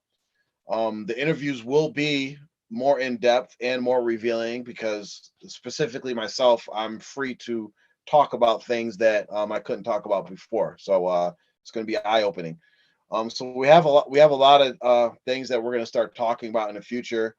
I see that the person's asking who was the boy. Also, the boy was the son of Ishmael Shahid. I believe his name was Ishaq. I believe, young boy, 20. I don't know. I think we got beat up. He was like 17 or 18 17, or yeah. something like that. And the reason why he got beat up is because The window climber. he was sneaking in K2's window, his house, and had inappropriate relationships with two of his daughters. And he was beaten up, put in the hospital. Also, after he was beaten up and put in the hospital, the Sheikh justified K2's behavior and said that it was part of Sharia. Then they locked the boy up in a shed and fed him bread and water, and also lashed him. Allah knows best if they did anything to the girls that were actually involved in the incident as well. Probably not. But may Allah protect all of our children and all of ourselves as well from committing zina and being involved in that. And but the key takeaway from all this is that Mubarak Jalani, who hears all and sees all and frequently checks in on all of his talibs, specifically his number one talib, who is K2, didn't know that a young man was frequently sneaking in his window every night. So I guess he couldn't see that. Didn't see that, So, or he did see it and was watching because he's a freak. yeah, he does like listening and watching. So yeah, and K2, listen, like we aren't liars, so like the whole like halala thing between Maddie G and Noor happened. So like when you see Maddie G, dub him too, all right? Because like you being really lazy right there, all right? Like if that happened to my sister, Maddie G's gone. That ain't getting jumped. So yeah. All right, so I'm gonna close this out on a topic that I talked to a companion that brought this up, and we didn't even get to talk about the Who is Jelani room. Forgot all about that. That was a funny experience. It's okay because we have plenty of shows to do. We need a whole show for that. We need to take our time. But listen, we got plenty. We got messages to read and the whole stories and accounts. But yeah. That joke was. Now that was classic. Right. That was classic. Oh yeah, Allah. All right. So I'm gonna just close this out and talk about a certain topic. And frequently, when you deal with people who are ignorant and are happy in their ignorance, they bring up this concept of not responding and all these justifications for not responding or not saying anything. And they place themselves in this seat as if they are the educated and knowledgeable ones, in that they are above responding to people that are ignorant. So in this person, Bashir Wadud, he's the same person who posted that shirk story about Shaitan letting this person walk across the water, and Shaitan advised him to dhikr only to Allah, and then the guy started sinking, and that whole shirk-ish story. He's the same guy who posted this status. And he's a status warrior. You have these guys that are really brave and courageous and have all these responses on their statuses, but when they actually don't have anything meaningful to say. So he posts on his status, which is a known story, about a donkey, a tiger, and a lion. And pretty much the donkey's arguing that the grass is blue, and the tiger's trying to tell the donkey that the grass is green. They argue back and forth. The donkey isn't listening to any of the facts and figures that the lion's saying. So they decide to go take it to the king of the jungle, who's the lion, and get his take to decide the debate, right?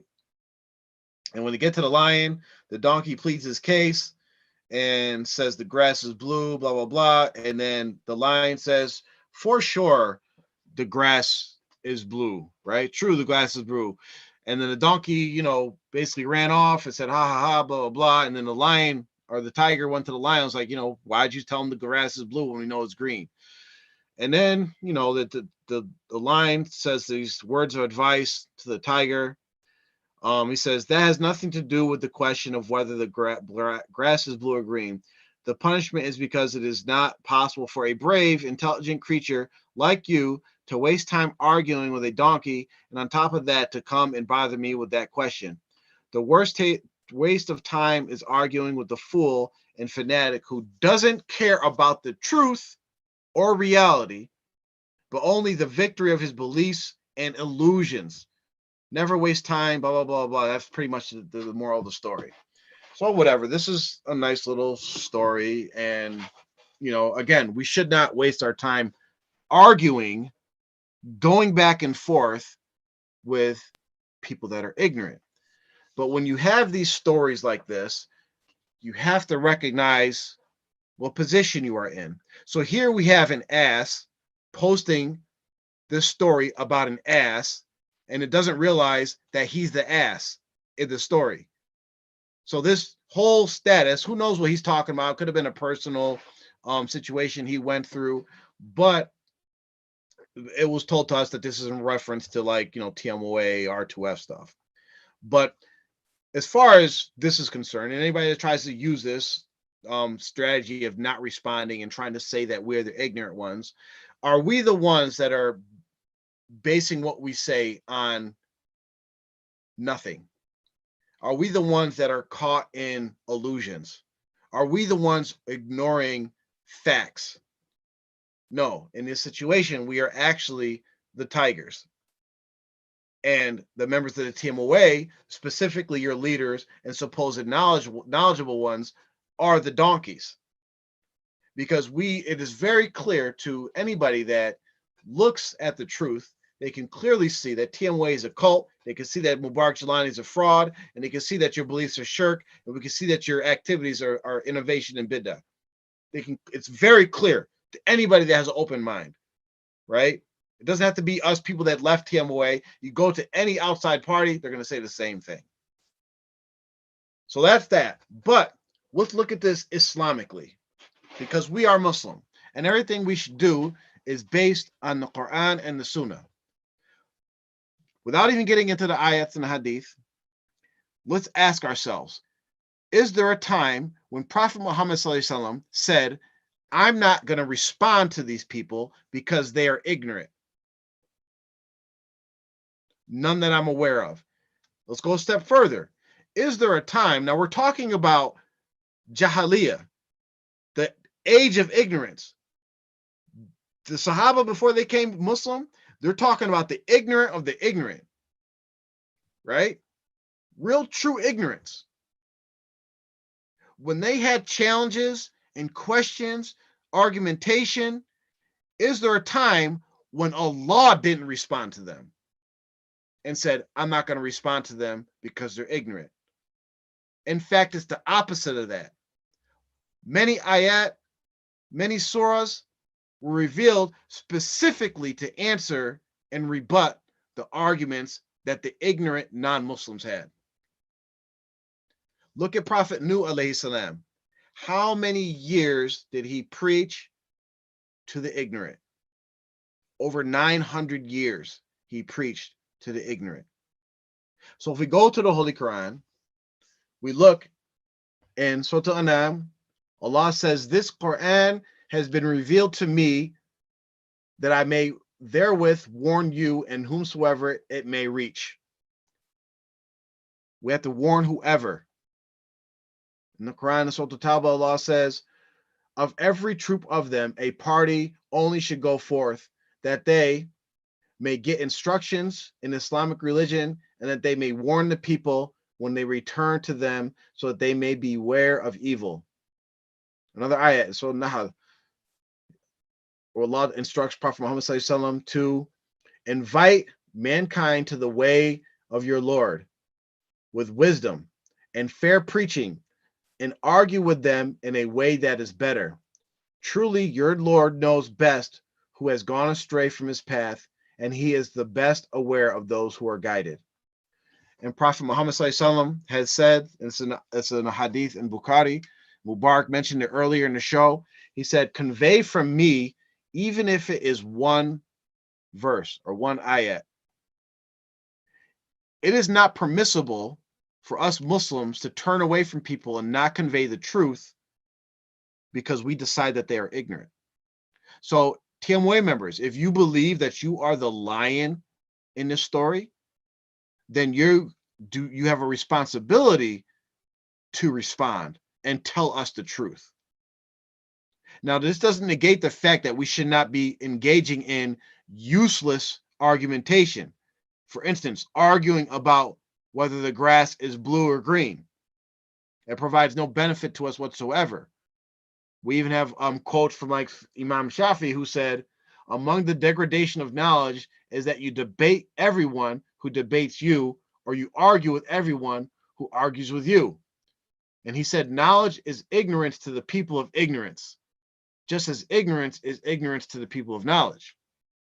So what we take from all this is, especially for those of us who are given dawah, it's easy to get into this argumentation and debating because we know we have the truth. We're quoting Quran and Hadith, and these people are just quoting things from their back pockets and things that actually are contradictory to the Quran and Hadith. That does not negate our responsibility to actually present them with the truth to the best of our ability. We do not ignore them. We do not decide, oh, you're ignorant, I'm not going to talk to you. We give them the truth, but you do not have to go back and forth with them. Once you realize that they're not listening, once you're realizing that the truth is not, you have done your job by giving them the truth. It is not our duty to guide them. That is what Allah does. Our duty is to convey the message. Convey the message to the best of your ability. If you realize these people are asses or donkeys, and they just want to believe that the grass is blue, no matter what truth you give them, then you have done your job. You have conveyed all the facts of why the grass is green, and you move on to the next person. We cannot guide everybody. So for the members of R2F, for the associates of R2F, for the people that are given dawah, keep giving dawah, keep trying to reach these people. Do not turn your backs on them to the best of your ability, but still manage your stress levels, manage your families, manage your own life, but don't stop conveying the truth. And inshallah, Allah will give us the strength and the patience to keep conveying the truth and to keep ignoring the asses that want us to be quiet just because they can't answer the truth that we're presenting them.